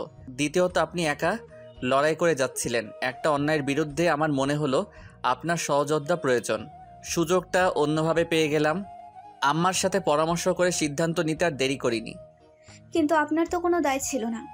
তা ছিল না, কিন্তু এড়িয়েও যেতে পারছিলাম না। প্রথমে সেই রাতের ঘটনাটা, তারপর আপনার বাসায় ঘটে যাওয়া একের পর এক বিপর্যয়গুলো, যার প্রায় কয়েকটা আমার সামনেই ঘটেছে। আবার কয়েকটা শান্তর কাছ থেকে জেনেছি। বিশেষ করে আপনার বিয়ের দিন ঘটে যাওয়া ঘটনাটার পর আম্মার সাথে পুরো বিষয়টা নিয়ে আলাপ করি। মা আপনাকে না দেখেই আমাকে কিছু সাজেশন দেন, আমি সেটা মেনে নেই। ইসলামিক জীবনযাপন আমরা অনেকেই করি, কিন্তু কিছু কঠিন পরিস্থিতিতে আমরা স্বার্থপরের মতো সরে আসি। তখন আর ইসলামিক চেতনা আমাদের মধ্যে থাকে না। আপনি আমাকে ওই পরিস্থিতি থেকে বাঁচাতে বিয়ে করেছেন। চরম বিস্ময়ে বলল মোমো। ফারুক দীর্ঘশ্বাস ফেলল। 2টো কারণ এক্সপ্লেইন করেছি, আরেকটা কারণ আছে যেগুলো এই মুহূর্তে বলতে চাচ্ছি না। তাছাড়া ভালোবেসে বিয়ে না করলে বিয়ের অর্থ তো আর বদলে যাবে না। ভালোবাসা তো যে কোনো সময় হতে পারে, বরং বিয়ের পরের ভালোবাসাটাই বেশি মজবুত হয়। মোমো মৃদু স্বরে বলল, এমন বিয়েতে আপনি সুখী হতে পারবেন? সুখ জিনিসটা আপেক্ষিক। আমি অল্পে তৃপ্ত হতে ভালোবাসি। আমি কি বলে আপনার কৃতজ্ঞতা আদায় করব বুঝতে পারছি না। ব্যাপারটা এভাবে দেখছেন কেন? আর কৃতজ্ঞতা আদায়ের প্রশ্ন উঠছে কেন? আমি আপনার উপকার তো অন্যভাবেও করতে পারতাম, তবু বিয়ে করলাম কেন, এটা বোঝার মতো বুদ্ধি তো আপনার আছে? না, সত্যি বুঝতে পারছি না। মোমো বলল। ফারুক হেসে বলল, আচ্ছা, এক সময় বুঝিয়ে বলবো, এখন আপনি বিশ্রাম নিন। মোমো পিছন থেকে বলল, ড্রেসিংটা আজ না করলে হয় না? ফারুক সাথে সাথেই জবাব দিতে গিয়ে থমকে গেল। তারপর বলল, ও আচ্ছা, তাহলে আম্মাকে বলবো। বলে আর দাঁড়ালো না ফারুক। রাতের খাবারটা একসাথেই খেলো ওরা। খাওয়া শেষে ফারুক আম্মাকে বলল, আম্মা, আমার একটু কাজ আছে, বাইরে যাচ্ছি কিছুক্ষণের জন্য, তুমি একটু মোমোকে ড্রেসিং করে দিতে পারবে? খুব সহজ, আমি শিখিয়ে দিচ্ছি। পারবো না কেন? তা তুই আবার এত রাতে কই যাবি? এই একটু বাইরে কাজ আছে। বলেই ফারুক উঠে পড়ল। মোমো মাথা নিচু করে খেয়ে চলল। ফারুক চলে যেতে মোমো ওর গমন পথের দিকে তাকিয়ে থাকলো। ফারুকের কথা মতো কাপা হাতে ড্রেসিং করলেন ওর আম্মা। তারপর মোমোকে বললেন, শোন রে মা, ফারুক এখন তোর স্বামী, ওকে স্বামীর পূর্ণ মর্যাদাই তোকে দিতে হবে। ওকে পর মনে করবি না। তোর যা সমস্যা সব কিছু তো ওই দেখবে, আর আমি তো আছি। মুমু উত্তর দিল না। কানে ঘাড়ে পিঠে মলম মাখাতে গিয়ে ফারুকের মা টের পেলেন মুমু লজ্জা পাচ্ছে, কারণ মুমুর কানটা গরম লাগলো তার কাছে। হেসে বললেন, দূর বোকামে, এতে লজ্জা পাবার কি হলো? তোমার শ্বশুর যখন প্রথম আমাদের বাড়ি এলো। শাশুড়ি তার বিয়ের গল্প শুরু করলেন। তারপর মুমুর হাতে মলমটা ধরিয়ে দিয়ে বললেন, সামনে তুমি নিজেই লাগাতে পারবে, আয়নার সামনে চলে যাও। বলেই তিনি নিজের ঘরে চলে এলেন। মুমু আয়নার সামনে গিয়ে দাঁড়ালো। কাপড় সরিয়ে ধীরে ধীরে আঙ্গুলে করে মলম লাগাতে লাগলো। ঝুঁকে পেটে দিতে কিছুটা কষ্ট হচ্ছে, পুরোটা দেখতেও পাচ্ছে না। এমন সময় ফারুক সালাম দিয়ে প্রবেশ করলো। মুমু কাপড় ছেড়ে দিয়ে আঙ্গুলে মলম নিয়ে দাঁড়িয়ে রইল। ফারুক সেদিকে তাকিয়ে বলল, কি হলো, ওভাবে দাঁড়িয়ে আছেন কেন?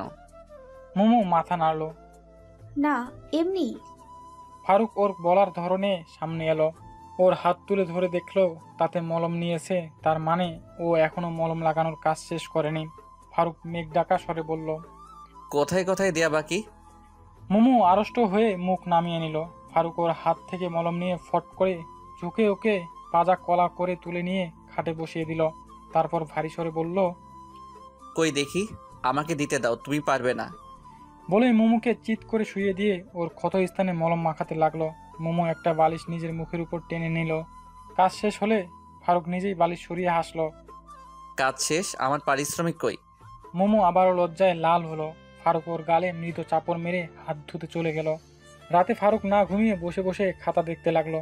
মুমু এক পর্যায়ে বলল, কিসের খাতা? স্কুল ফাইনাল পরীক্ষার খাতা। রাত জেগে দেখবেন? দিনে তো সময় পাই না, তুমি ঘুমাও। বলেই ফারুক কাজের মধ্যে ডুবে গেল। আর মুমু পরম প্রশান্তিতে চোখ বুঝল। রবের লক্ষ শকর সে ফারুকের মতো স্বামী পেয়েছে। জাহিদ বাড়ি থেকে শেষ চিঠি পেয়েছে গত বছর। এবছর আর যোগাযোগ হয়নি বাড়ির সাথে। মাঝে মাঝে মায়ের কথা মনে পড়ে। বন্ধু বান্ধব আর পড়াশোনার চাপে জাহিদ পেছনের কথা যেন ভুলেই গেছে। ভার্সিটি যাওয়ার জন্য তৈরি হচ্ছিল জাহিদ। মেঘা ওর আগেই বেরিয়ে গেছে। জাহিদ আলমারি থেকে নিজের একটা শার্ট বের করতে গিয়ে হঠাৎ কুমকুমের একটা ছবি শার্টের ভাঁজের ভেতর থেকে মাটিতে পড়ে যায়।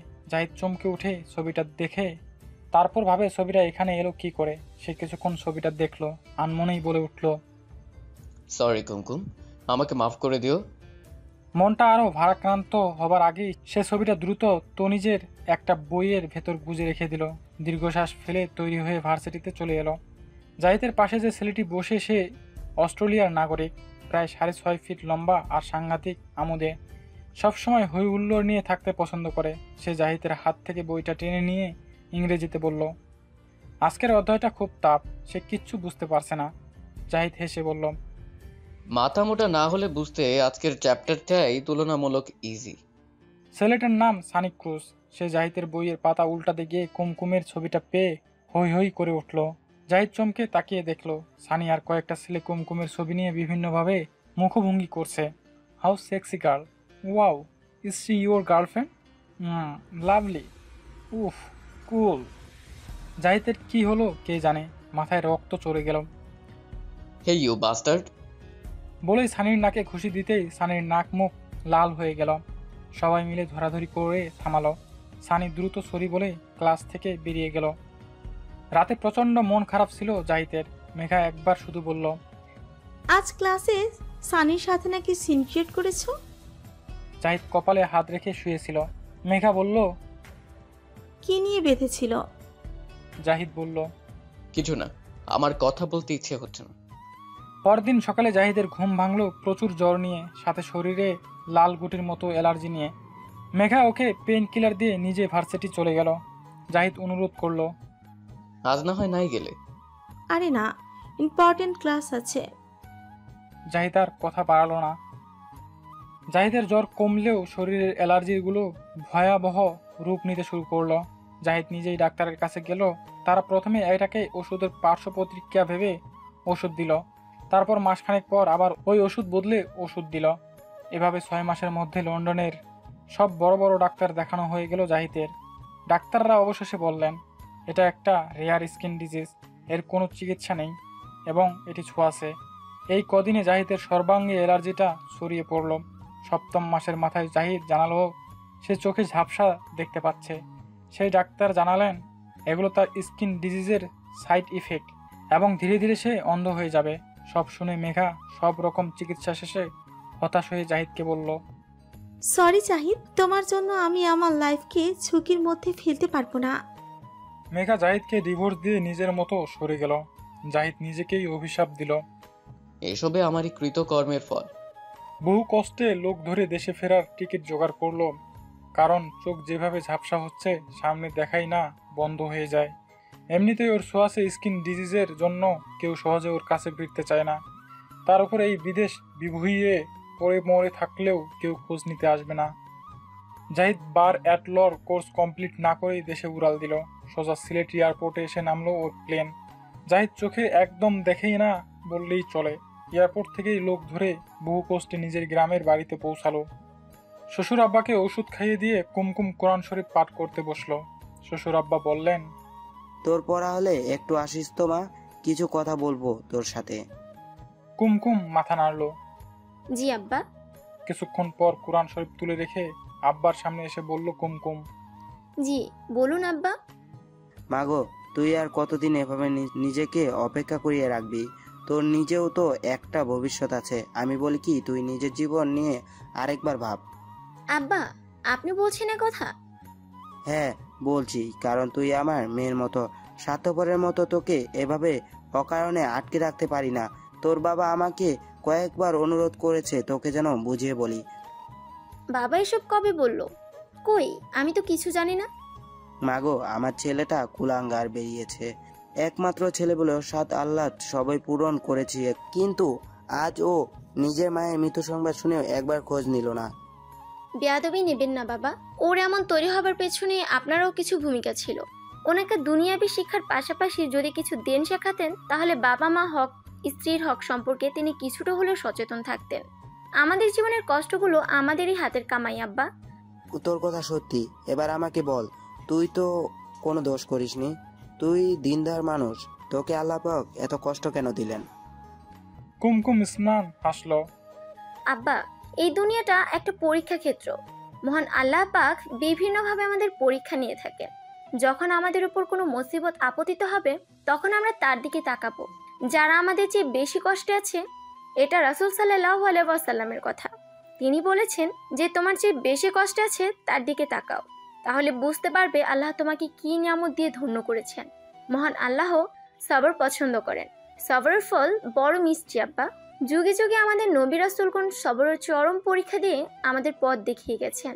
আমিও সেই পথেই হাঁটতে চাই। তার ফল যদি দুনিয়াতে নাও পাই, তবে অবশ্যই আখিরাতে এর জন্য পুরস্কার অপেক্ষা করছে ইনশাআল্লাহ। সবই বুঝলাম মা, কিন্তু দেখতে দেখতে 2 বছর চলে গেছে। কাল আমার কিছু হলে তুই তো একা পড়ে যাবি। তাই বলছিলাম তোর বাবার কথাটা মেনে নে। কি বলেছেন বাবা? তোর কোনো ফুফাতো ভাই আছে, রাশেদ নাম। সে গ্রামে এসেছে। সে নাকি বিয়ে করবে। পাত্রী দেখা হচ্ছে ওর জন্য। সে নিজে সব শুনে তোর নাম প্রস্তাব করেছে। কুমকুম মাথা নাড়ল। না না আব্বা, আমি ওনাকে ছাড়া আর কাউকে স্বামীর স্থানে বসাতে পারবো না। আমার বিশ্বাস উনি একদিন আমার কাছে ফিরবেন। আমার দোয়া বিফলে যেতে পারে না। হঠাৎ পেছন থেকে কুমকুমের আব্বা গর্জে উঠলেন, কেন অযথা জেদ করছিস? তার পাশে কুমকুমের আম্মাও আছেন। কুমকুমের বাবা বললেন, আজ আমি তোর কোনো কথাই শুনবো না। চোখের সামনে বাপ হয়ে এইভাবে তোর ফুলের মতো জীবনটা নষ্ট হতে দিতে পারি না। কুমকুম উঠে দাঁড়ালো, সালাম দিল, মায়ের হাত ধরে বলল, আমার অমতে বিয়ে হলো, আপনারা আমাকে জোর করবেন? কুমকুমের কণ্ঠে কান্না ফুটে উঠল। মা কুমকুমকে জড়িয়ে ধরলেন। মা, এমন প্রস্তাব বারবার আসে না। 2 বছর তো দেখলি, এবার নিজের দিকে তাকা। তোরও তো বয়স বাড়ছে। আমার স্বামী থাকা অবস্থায় আপনারা আমাকে দ্বিতীয় বিয়ের পরামর্শ দিচ্ছেন কি করে? কুমকুম এবার কেঁদেই ফেললো। শ্বশুর আব্বা বললেন, না রে মা, তুই ওই কুলাঙ্গারকে তালাক দিয়ে ইদ্যত শেষেই তো বিয়ে করবি, তার আগে তো না। না না বাবা, আপনাদের দোহাই লাগে, আমাকে এটা করতে বলবেন না। বিআই সাহেব ঠিকই তো বলেছে, তোর নতুন জীবন শুরু করার এটাই উপযুক্ত সময়। কুমকুমের বাবা শক্ত গলায় বললেন। বাবা। বিস্ময়ে হতবাক হয়ে গেল কুমকুম। অবশেষে সেদিনই কাঁদতে কাঁদতে কুমকুম শ্বশুরের কাছ থেকে বিদায় নিল। শ্বশুর নিজেও ঝরঝর করে কেঁদে ফেললেন। যা মা, সুখী হ। মোমো রান্নাঘরে ঢুকলে ফারুকের আম্মা বললেন, সে কি মা, তুই রান্নাঘরে কেন? গরমে আরো খারাপ লাগবে। তোর ঘা তো এখনো পুরোপুরি শুকায়নি। যা ঘরে যা। আমাকে কিছু কাজ দিন না মা, সারাদিন শুয়ে থাকতে ভালো লাগে না। তাহলে ফারুকের বই খাতা, টেবিলটা আর শেলফটা গুছিয়ে ফেলো। সব এলোমেলো রেখেই বেরিয়েছে। মোমো মাথা নাড়ল। সেলফের বই খাতা গুছাতে গিয়ে হঠাৎ ফারুকের একটা ডায়েরি মোমোর হাতে ঠেকলো। আনমনে পাতা উল্টাতে থাকলো। একটা পাতায় এসে চোখ আটকে গেল। ওদের বিয়ের পর দিনের তারিখ দেওয়া। ফারুক লিখেছে, সেদিনের সেই রাতের পর থেকে মেয়েটা আমার মনের মধ্যে গেঁথে গেছে। কিছুতেই ওকে মন থেকে সরাতে পারছি না।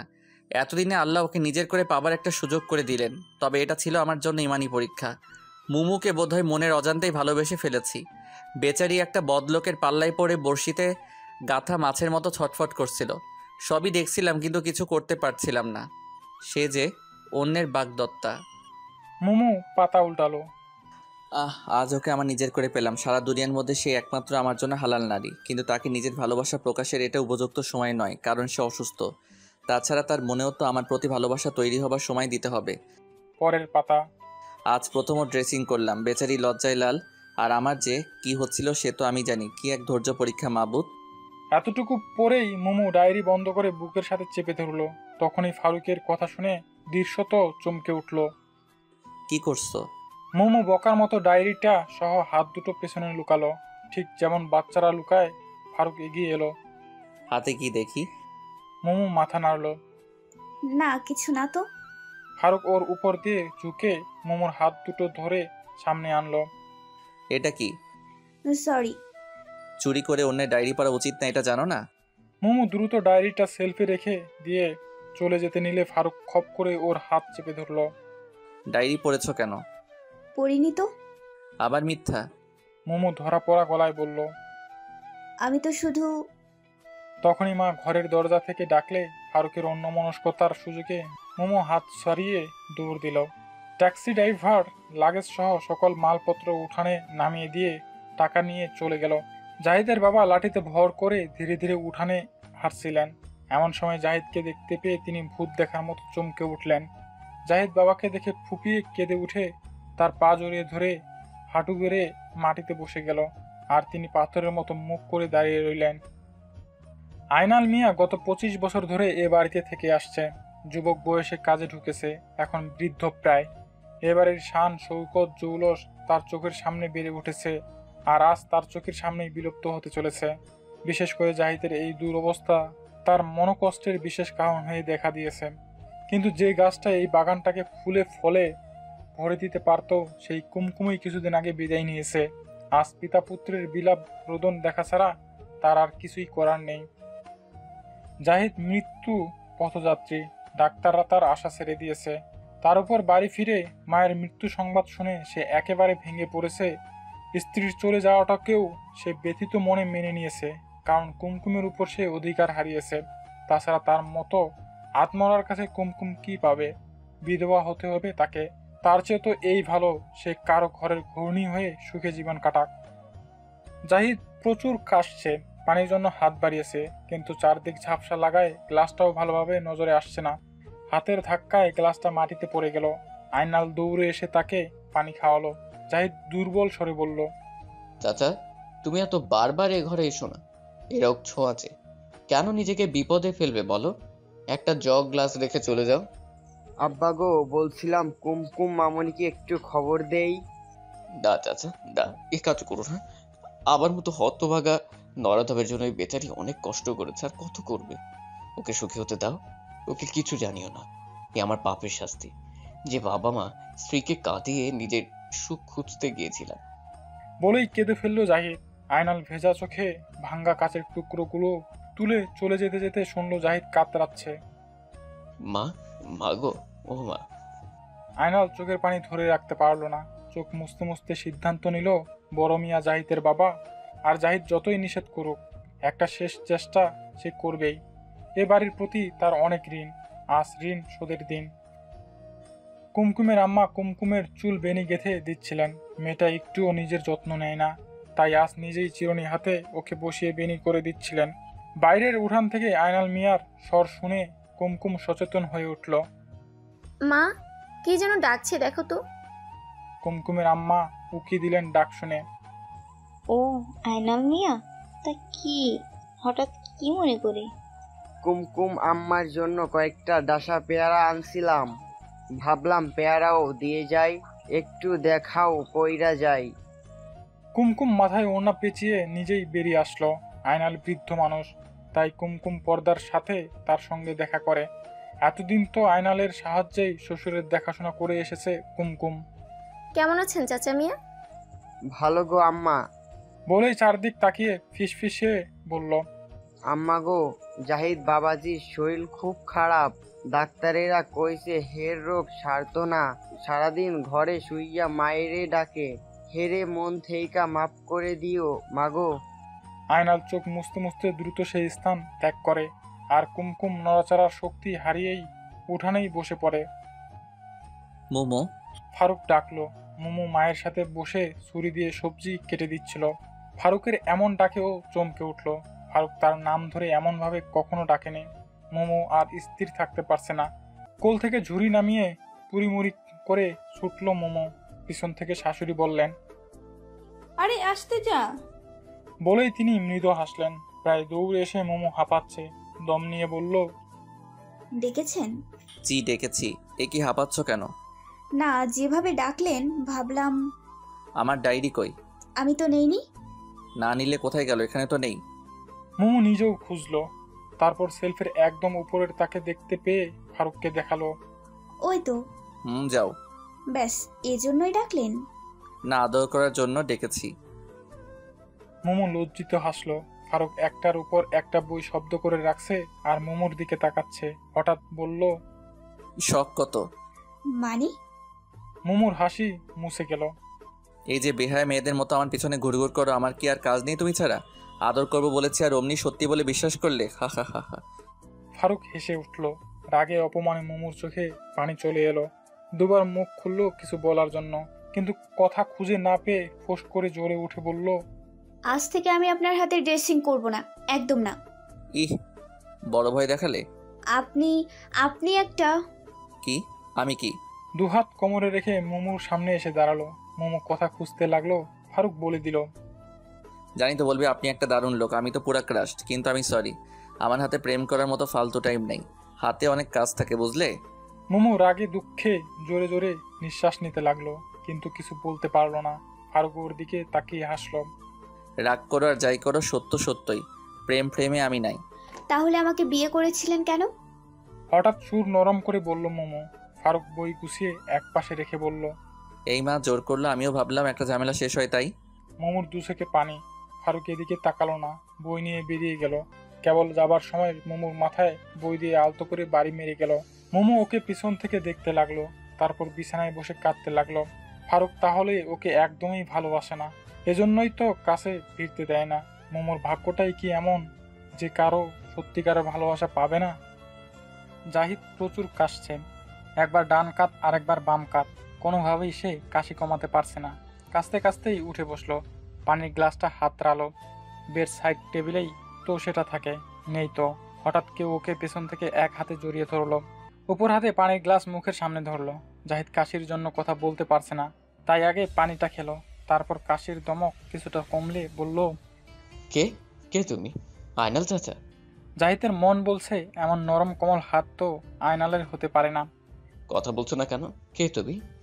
জাহিদ চোখ কষলে কয়েকবার দেখার চেষ্টা করলো, কিন্তু ঝাপসা একটা অবয়ব ছাড়া আর কিছুই দেখা যায় না।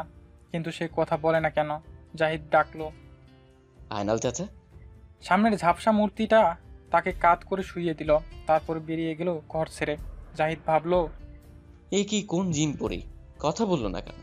কিছুক্ষণ পর আয়নাল মিয়া ঢুকলো। ডাকছো বাবা? কে এসেছিল ঘরে? দেখি নাই তো বাবাজি। জি আসুক, মানা করবে আমাকে ধরতে, এরক বড় ছোঁয়াচ্ছে। কার মরার শখ হয়েছে?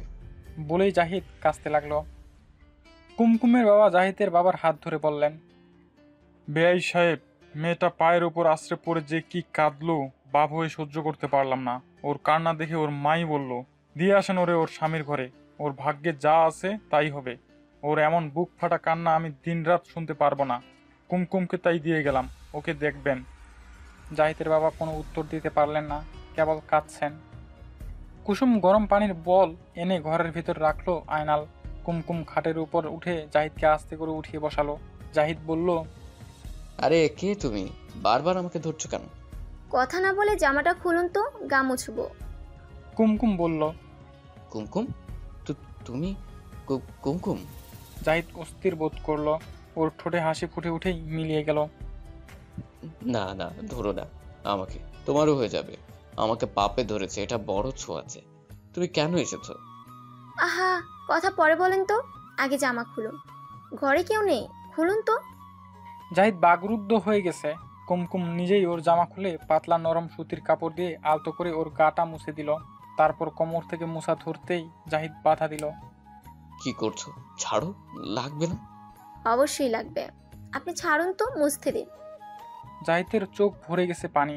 কি বলবে ভেবে পাচ্ছে না, কেবল বলল, কুমকুম, তোমার সেবা পাবার কোনো অধিকার আমার নেই। তোমাকে যে কষ্ট দিয়েছি এটা তার শাস্তি। আল্লাহ আমাকে কখনো মাফ করবে না। বলার সাথে সাথেই কুমকুম ওর ঠোঁটের উপর হাত রাখলো। ছি, এ কথা বলবেন না। আল্লাহর বড়ত্ব সম্পর্কে কোনো ধারণা নেই বলেই এই কথা বলছেন।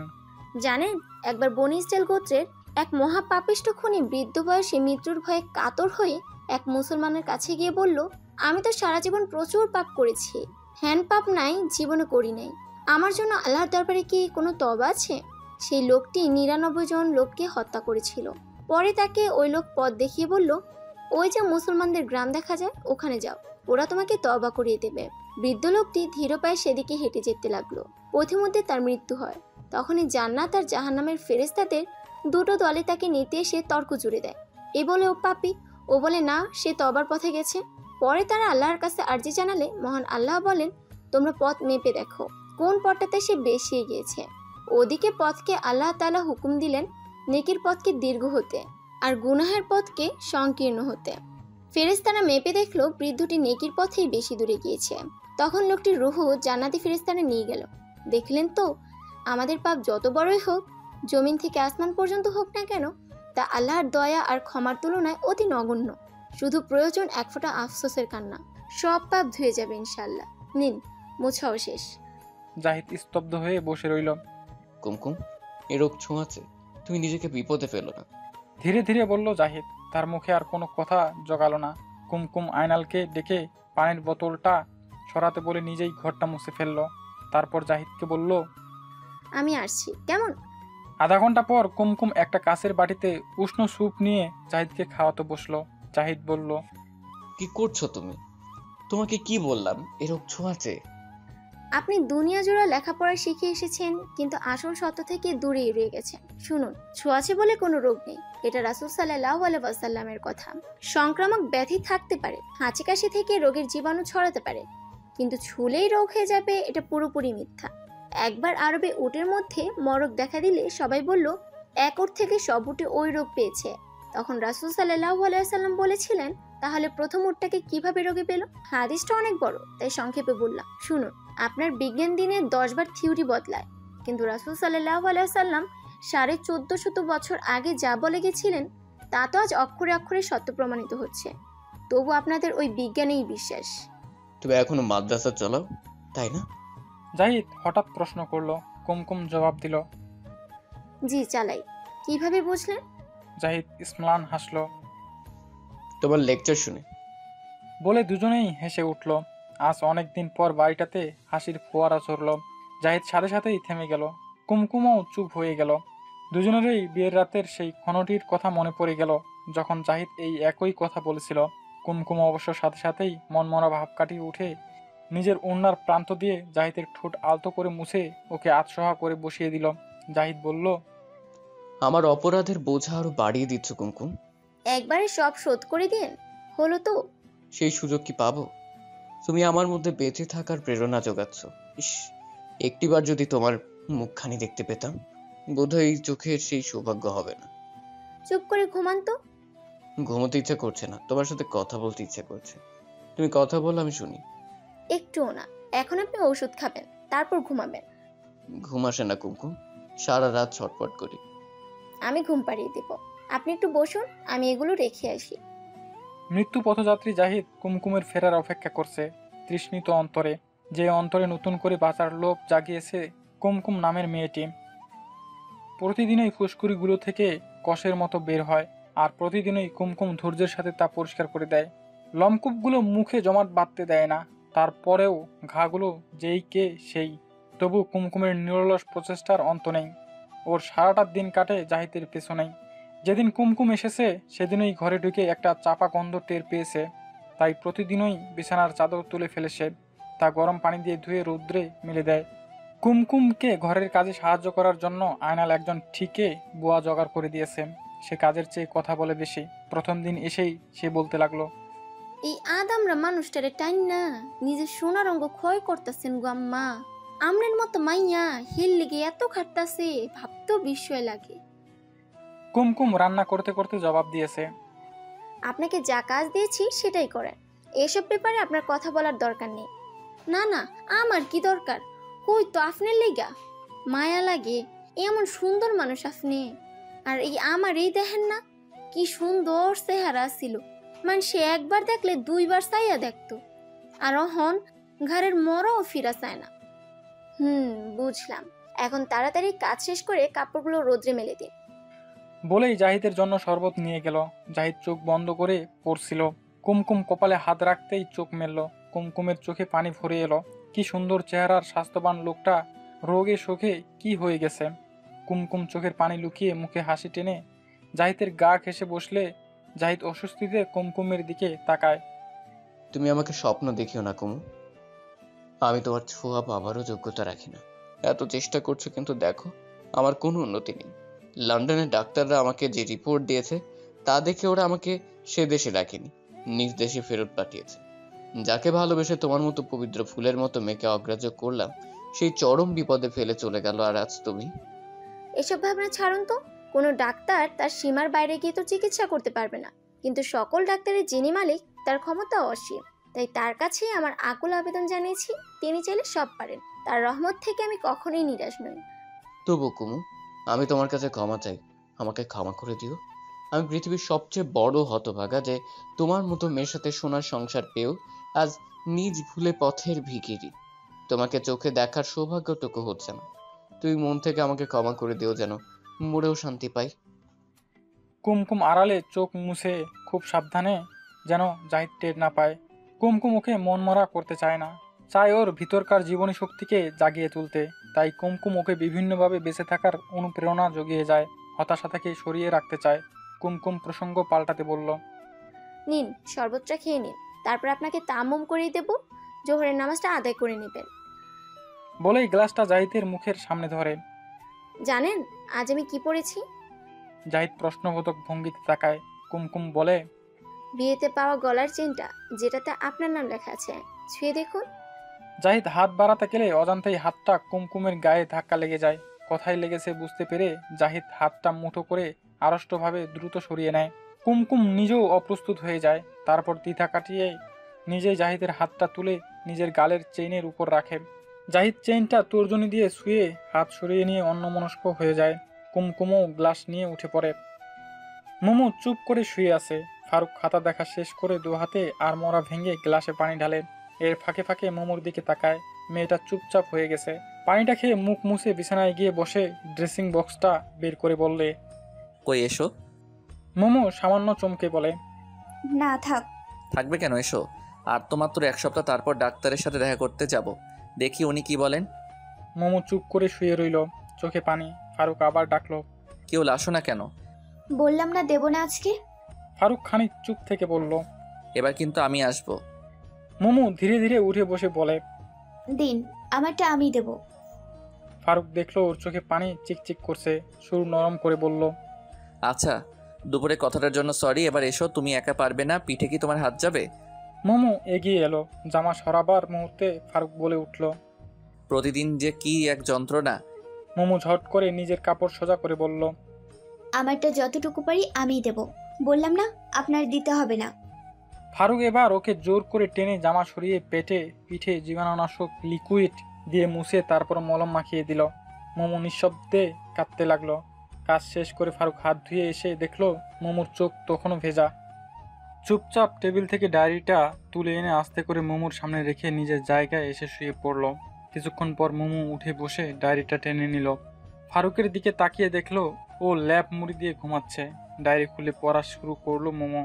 পড়তে গিয়ে মোমোর মুখ ক্রমশ লাল হতে লাগলো। এক ঝলক আবার ফারুককে দেখে আবার ডায়েরিতে মন দিল। ওকে ড্রেসিং করানোটা আমার জন্য দিন দিন কঠিন থেকে কঠিনতর হয়ে উঠছে। প্রথম দিকে অনুভূতিটা এত তীব্র ছিল না, কিন্তু যেদিন থেকে বুঝতে পারলাম ও আমার বউ, সেদিন থেকে ওকে এড়িয়ে থাকাটা এক অগ্নি পরীক্ষা হয়ে দেখা দিয়েছে। মোমো কাছে আসতে চাই, ভালোবাসতে চাই, কিন্তু আমি ওকে রাগিয়ে দূরে সরিয়ে দিই, কারণ ও কাছে আসলে আমি নিজের মধ্যে একটা বৈদ্যুতিক বিচ্ছুরণ অনুভব করি। মনটা চাই ওকে। মোমো ডায়েরি বন্ধ করে ফেললো। মুস্কি হাসিতে ভরে গেল মুখটা। লজ্জিত হাসিতে আবার ডায়েরিটা খুলল। বোকা মেয়েটা এটাও বোঝে না যে ওকে না ছুঁয়ে থাকাটা আমার জন্য কত কষ্টের। দুজন মানুষ পাশাপাশি থাকি, অথচ এ যেন এক সাগর জলে দাঁড়িয়ে আছে, অথচ তৃষ্ণার্ত। তবে ওকে রাগাতে মজাই লাগে। রেগে গেলে বাচ্চাদের মতো কেঁদে ফেলে, তখন মন চাই থাক, অন্যের ডায়েরি, আমাদের পড়ে কাজ কি? মোমোরটা মোমোই পড়ুক। গভীর রাতে ঘুম ভেঙে গেল জাহিদের ফুপিয়ে কান্নার শব্দে। ঝাপসা অন্ধকারে কিছুই দেখা যাচ্ছে না, কেবল এতটুকু বোঝা যাচ্ছে মাটিতে কেউ উপর হয়ে বসে আছে।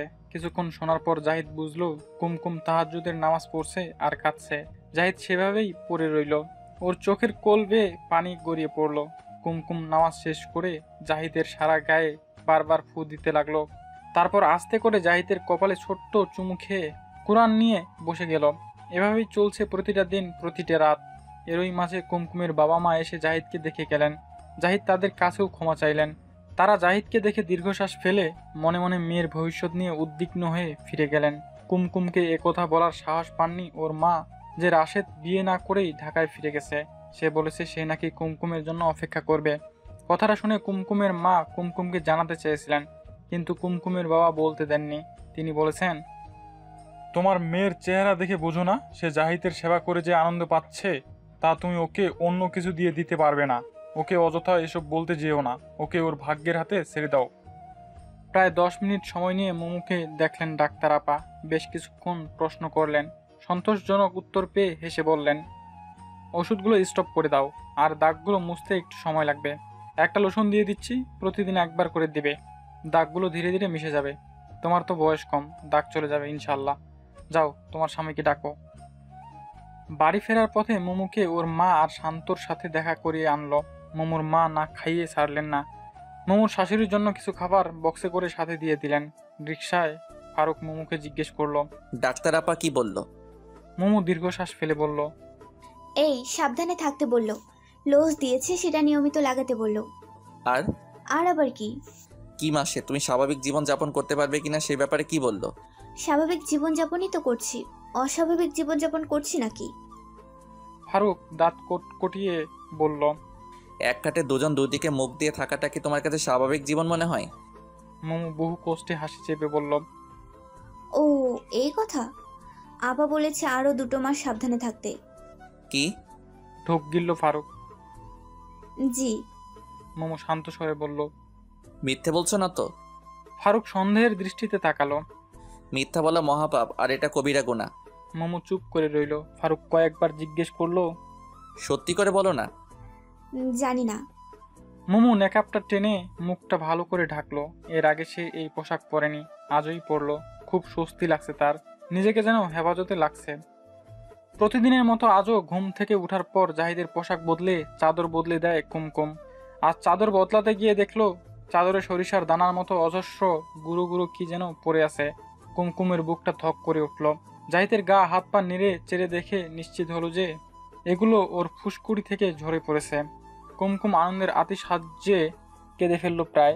জাহিদের হাতের উপর হাত বুলাতে লাগলো কমলভাবে, আর তার হাতের ঘষায় সেখান থেকে ঘাগুলো শুকিয়ে গুঁড়ো হয়ে ঝরছে। কিছু এখনো কাঁচা আছে, তার মানে জাহিদের ঘা শুকাচ্ছে। কুমকুম দ্রুত একটি শুকরানা সেজদা দিল। জাহিদ কুমকুমকে ডাকলো, এই কুমু, এদিকে এসো তো। কুমকুম দ্রুত ওর সামনে গিয়ে বসলো। জি বলুন। আমার শরীরের টনটনে ব্যথাটা না আজ অনেক কম, প্রায় নেই বললেই চলে। আলহামদুলিল্লাহ, সুম্মা আলহামদুলিল্লাহ। খুশির আবেগে কুমকুম জাহিদকে জড়িয়ে ধরে ওর ঠোঁটে চুমু খেলো 2 বার। তারপর কুমকুম ছুটে গেল শ্বশুরের কাছে। জাহিদ স্তব্ধ হয়ে বসে রইল। পরের দিনই গাড়ি আনিয়ে জাহিদকে ঢাকার নাম করা স্কিন স্পেশালিস্টের কাছে আনা হলো।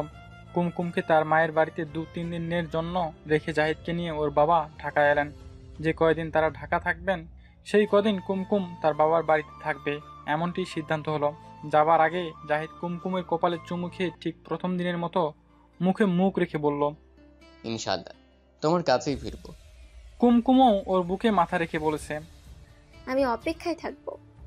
মোমো আজ সুন্দর করে শাড়ি পরেছে, একটু সেজেছেও। ড্রেসিং টেবিলের সামনে বসে চুল আঁচড়াচ্ছিল, তখনই ফারুক ঘরে ঢুকেছে। এক পলক ওর দিকে তাকিয়ে খাতা নিয়ে বসে আছে।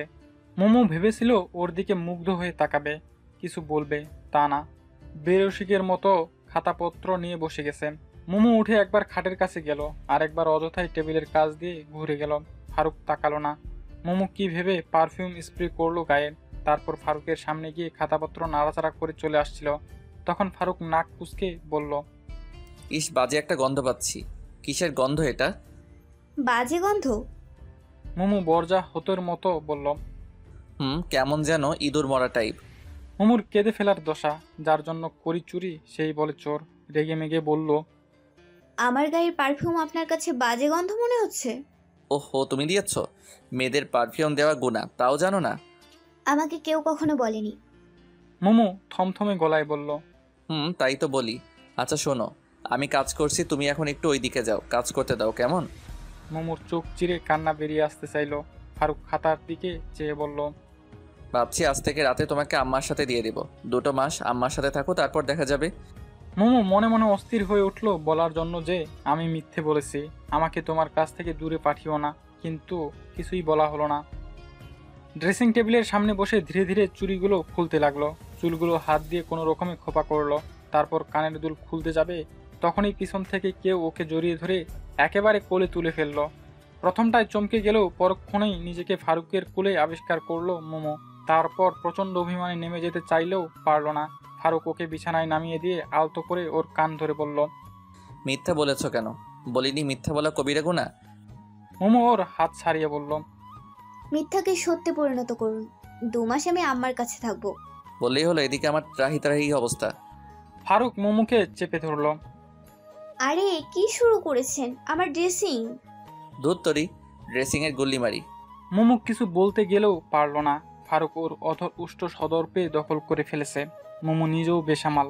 ফারুকের ডাকে সাড়া দিতে সেও যে উন্মুখ। ডাক্তার জাহিদের কাগজপত্র খুঁটিয়ে খুঁটিয়ে দেখলেন, তারপর শার্ট খুলে গায়ের গুটিগুলো দেখালেন। সেগুলো শুকিয়ে পড়া ধরেছে। তিনি আবেগে উচ্ছ্বাসিত হয়ে জাহিদকে বললেন, it's really miracle mister Zahid, you are the luckiest person in the world. তিনি জাহিদকে আই স্পেশালিস্টের কাছে রেফার করলেন। আই স্পেশালিস্ট জাহিদের চোখে একটা লেজার থেরাপির পরামর্শ দিলেন। তিনি খুবই আশাবাদী। তার বিশ্বাস কয়েকটা থেরাপি দিলে জাহিদ তার চোখের কার্যক্ষমতা ফিরে পেতে পারে। একেবারে পরিষ্কার না দেখলেও অনেকটা দেখতে পাবে বলেই বিশ্বাস। এ সকল কাজ শেষ করতে করতে জাহিদ আর তার বাবার প্রায় 8-10 দিন লেগে গেল। ওদিকে কুমকুম তো অস্থির। জাহিদের ফোন পেয়েই সে শ্বশুরবাড়ি চলে এলো। নিজ হাতে ঘুরদৌড় সব ধুয়ে মুছে পরিষ্কার করলো, কয়েক পদ রান্না করলো। বেচারা গত কয়েকটা মাস ধরে শুধু আলুনি আর স্যুপ খেয়ে আসছে। সব কিছু গুছিয়ে নিজেও ফ্রেশ হলো। বেছে বেছে সুন্দর শাড়িটা পরলো, চোখে হালকা করে কাজল দিল। বেশি সাজতে লজ্জা করছিল। তাছাড়া জাহিদ যদি ওকে দেখতে না পায় তাহলে সে যে লাভ কি? যাক, চোখে না দেখুক, মানুষটা তো সুস্থ হোক। বাবাকে ভেতরে পাঠিয়ে দিয়ে আয়নালকে মালপত্র নিয়ে যেতে ডাকলো। আয়নাল জিনিসপত্র রেখে অভ্যাসবশত জাহিদকে ধরে ঘরে নিয়ে বসালো। জাহিদ এখন চোখে বেশ ভালোই দেখতে পায়। শরীরের ক্ষতগুলোও অধিকাংশই শুকিয়ে গেছে। বলতে গেলে সে এখন অনেকটা ঝরঝরে। জাহিদের চেহারার আগের সৌন্দর্যটা অনেকখানি ফিরে এসেছে।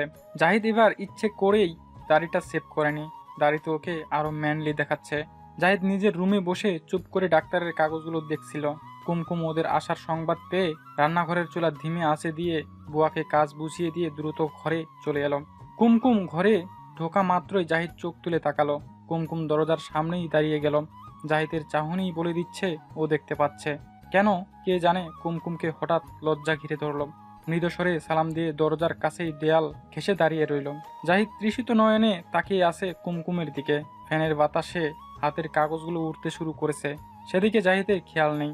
কুমকুমকে দূরে দাঁড়িয়ে থাকতে দেখে কিছু বলতে গিয়েও থেমে গেল সে। তারপর ডান হাত বাড়িয়ে বলল, কুমকুম তুমি কোথায়? কুমকুমের মুখে অন্ধকার ছায়া ঘনালো। জাহিদ এখনো দেখতে পায় না। ও তো ভেবেছিল। কুমকুম ছুটে এসে জাহিদকে জড়িয়ে ধরে ওকে দাঁড় করালো। জাহিদও অসহায়ের মতো দাঁড়ালো। কুমকুম ওর চেহারায় গায়ে হাত বুলিয়ে বলল, আল্লাহর রহমতে আপনার হাতে পায়ের ক্ষতগুলো নেই বললেই চলে। ডাক্তার কি বললো? জাহিদ কোনো কথা বলছে না, কেবল দু চোখ ভরে কুমকুমকে দেখছে। কি মায়া কারা চেহারা! চোখের কাজলটা তো জাহিদের বুকের ভেতর ঘাই মারছে যেন। জাহিদ আলতোভাবে কুমকুমকে জড়িয়ে ধরে দাঁড়িয়েছিল। কুমকুম সরে যেতে চেয়ে বলল, আসেন জামাটা চেঞ্জ করে দিই। বলেই শার্টটা খুলে ঘরোয়া একটা ঢোলা গেঞ্জি হাতে নিতেই দেখলো জাহিদ অনায়াসে ওকে পাশ কাটিয়ে হেঁটে গিয়ে দরজাটা আটকে দিল। কুমকুম বিস্ময়ে হতবাক হলো। আপনি দেখতে পাচ্ছেন? বলেই কুমকুমকে জড়িয়ে ধরে বলল, কই, যাবার আগে যেভাবে আদর করে দিলে এখনো তেমন আদর করো। ইয়ে চুলায় রান্না। বুয়া আছে, সে দেখবে। আপাকে ভাত দিতে হবে যে। বুয়া আছে, আয়নাল আছে। আপনার গরম পানি? এখন লাগবে না। ছাড়ুন, আব্বা কি ভাববে? যা ভাবার ভাবুক, কিছু করার নেই। প্লিজ বোঝার চেষ্টা করুন। সেই ক্ষমতা তুমি কেড়ে নিয়েছো। আরে জাহিদ তার সমগ্র জীবনে যে সুখের অস্তিত্ব সম্পর্কে বেখবর ছিল, আজ সেই সুখের সাগরে সে ডুব সাঁতারো। কুমকুমের ভালোবাসা আর যত্নে জাহিদের জীবন মরুভূমিতে ফুল ফুটেছে, আর সে ফুল বাগানের মালি হলো কুমকুম। জাহিদ খুঁজে পেয়েছে জীবনের সত্যিকারের আনন্দ। প্রতিদিন ভোরে উঠে নামাজ শেষে কুমকুমকে নিয়ে হাঁটতে বেরোয়। হেঁটে এসে দুজনে হালকা নাস্তা সেরে জাহিদ চলে যায় ব্যবসায়িক কাজে, আর কুমকুম গিয়ে ঢোকে মাদ্রাসায়। জাহিদের আব্বার অসুস্থতার পর থেকে জাহিদ পুরোপুরিভাবে পারিবারিক ব্যবসাটা সামলাচ্ছে। পাশাপাশি প্রিয়তমা স্ত্রী কুমকুমের মাদ্রাসার প্রশাসনিক দিকগুলোও সে দক্ষতার সাথে পরিচালনা করে চলেছে। কুমকুমের ওই প্রবল উৎসাহে জাহিদ নিজেও বিশুদ্ধভাবে কোরআন শিক্ষা করে নিয়েছে। এখন রাতে শোবার আগে প্রতিদিন আধা পাতা করে কোরআন মুখস্থের কাজ চলছে। বলতে গেলে পুরো সন্ধেটাই কুমকুমের সাথে কোরআন আর হাদিসের আলোচনায় কাটে। এতে যে কি অপার আনন্দ রয়েছে তা জাহিদ আগে বুঝতে পারেনি। দুনিয়াবি আনন্দ তো রয়েছেই, পাশাপাশি আখিরাতের ঘর নির্মাণের কাজও চলছে জোরে সোরে। জাহিদ কুমকুমকে কেবল দুনিয়াতেই 50 বা 60 বছরের জন্য নয়, বরং চির যৌবনের দেশ জান্নাতেও চিরসঙ্গী হিসেবে চায়। তাই জাহিদের ব্যক্তিগত জীবনেও এসেছে আমূল পরিবর্তন। সে এখন একজন পুরোদস্তর প্র্যাকটিসিং মুসলিম। তার সারা জীবনের অর্জিত মেধা পাণ্ডিত্য দিয়ে সে ঢেলে সাজিয়েছে এই ইসলামিক বিদ্যালয়টি। সিলেট শহরের উপকণ্ঠে তাদের মাদ্রাসাটি শহরের নামকরা মাদ্রাসায় পরিণত হয়েছে। দূর দূরান্ত থেকে ছাত্রছাত্রী এসে এতে ভর্তি হচ্ছে দিনের বিশুদ্ধ পাঠ নিতে। এর মধ্যেও জাহিদের সুখের আকাশের এক কোণে দেখা দিল কালো মেঘের ঘনকটা। বাবার অসুস্থতার কারণে গত বছর থেকেই তার ব্যবসাটি জাহিদই সমান দক্ষতার সাথে চালিয়ে যাচ্ছে। ব্যবসার প্রয়োজনে ওকে মাঝে মধ্যে ঢাকাও যেতে হয়। তেমনি দীর্ঘদিন ধরে চলে আসা এক ব্যবসায়িক জটিলতা প্রকট আকার ধারণ করায় জাহিদকে আজও জরুরি ভিত্তিতে ঢাকা আসতে হলো। তার বাবার ব্যবসায়িক জটিলতার আইনগত দিকগুলো এতদিন বাবার পুরনো পরিচিত আইনজীবী ব্যারিস্টার হাসিবুল ইসলামই দেখে এসেছেন। তিনি মারা যাওয়ায় বর্তমানে তার সহকর্মী ব্যারিস্টার সামিয়া জামান এগুলো দেখাশোনা করছেন। হঠাৎ বিশেষ প্রয়োজনে তিনি নিজেই জাহিদকে তার সাথে যোগাযোগ করতে অনুরোধ জানিয়েছেন, নতুবা জাহিদের ফ্যাক্টরিতে ইনজাংশন জারি করা হয়ে যেতে পারে। আর এটা ঠেকাতে না পারলে জাহিদদের ফ্যাক্টরি বন্ধও হয়ে যেতে পারে। প্রায় কোটি টাকার লস গুনতে হবে জাহিদদেরকে। বলা যেতে পারে তারা পথের ফকির হয়ে যাবে। জাহিদ তাই জরুরি ভিত্তিতে ঢাকায় রওনা দিয়েছে। জাহিদের ইচ্ছে আছে কাজটা সেরে কুমকুমের জন্য কিছু কেনাকাটার জন্য শপিং কমপ্লেক্সগুলোতেও একবার ঢু মারবে। তবে তার আগে ব্যারিস্টার সামিয়া জামানের সাথে দেখা করার কাজটা সারতে হবে।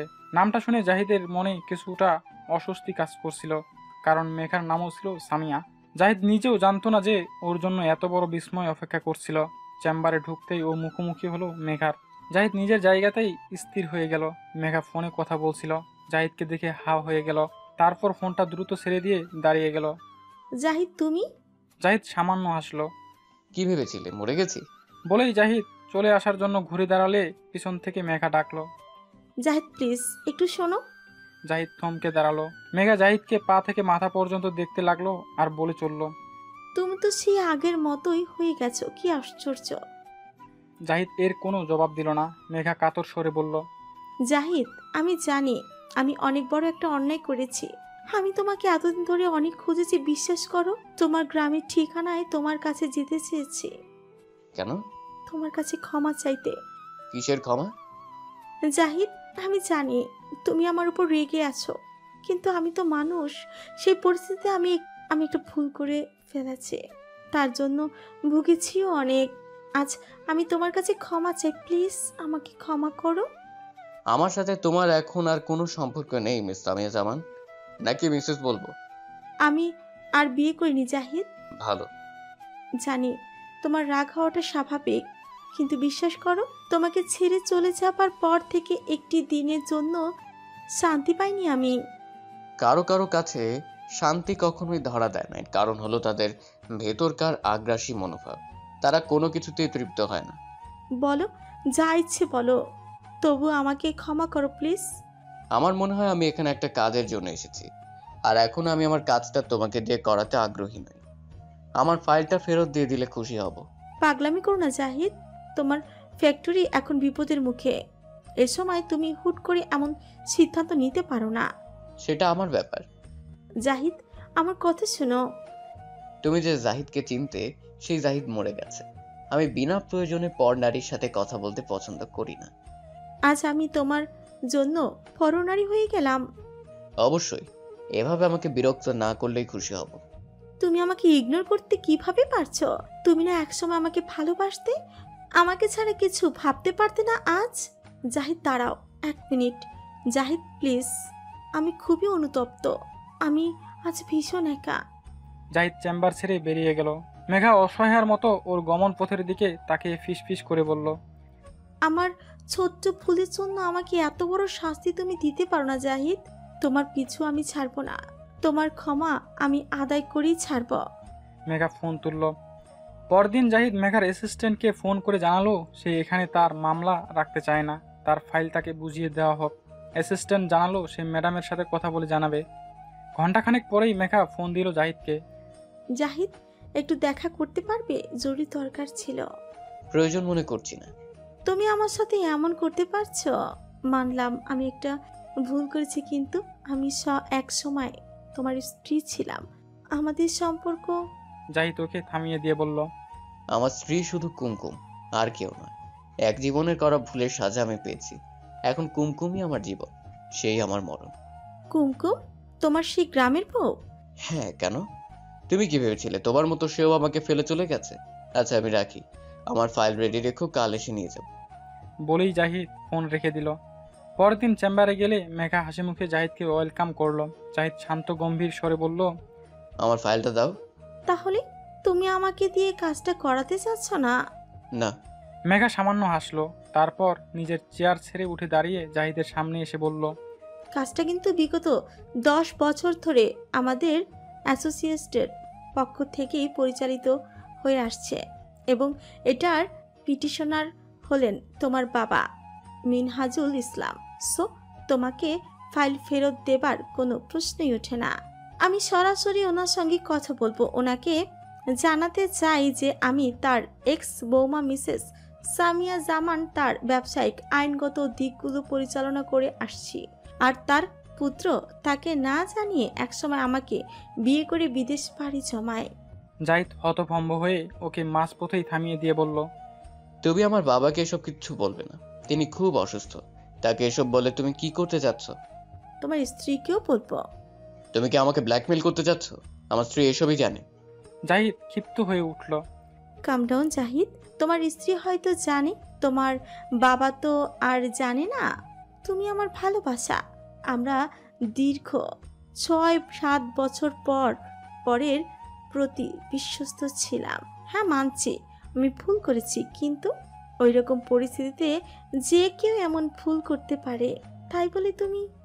দেখো, আমি কাল চলে যাব, তুমি আমার ফাইল আজই দিয়ে দেবে কিনা বলো।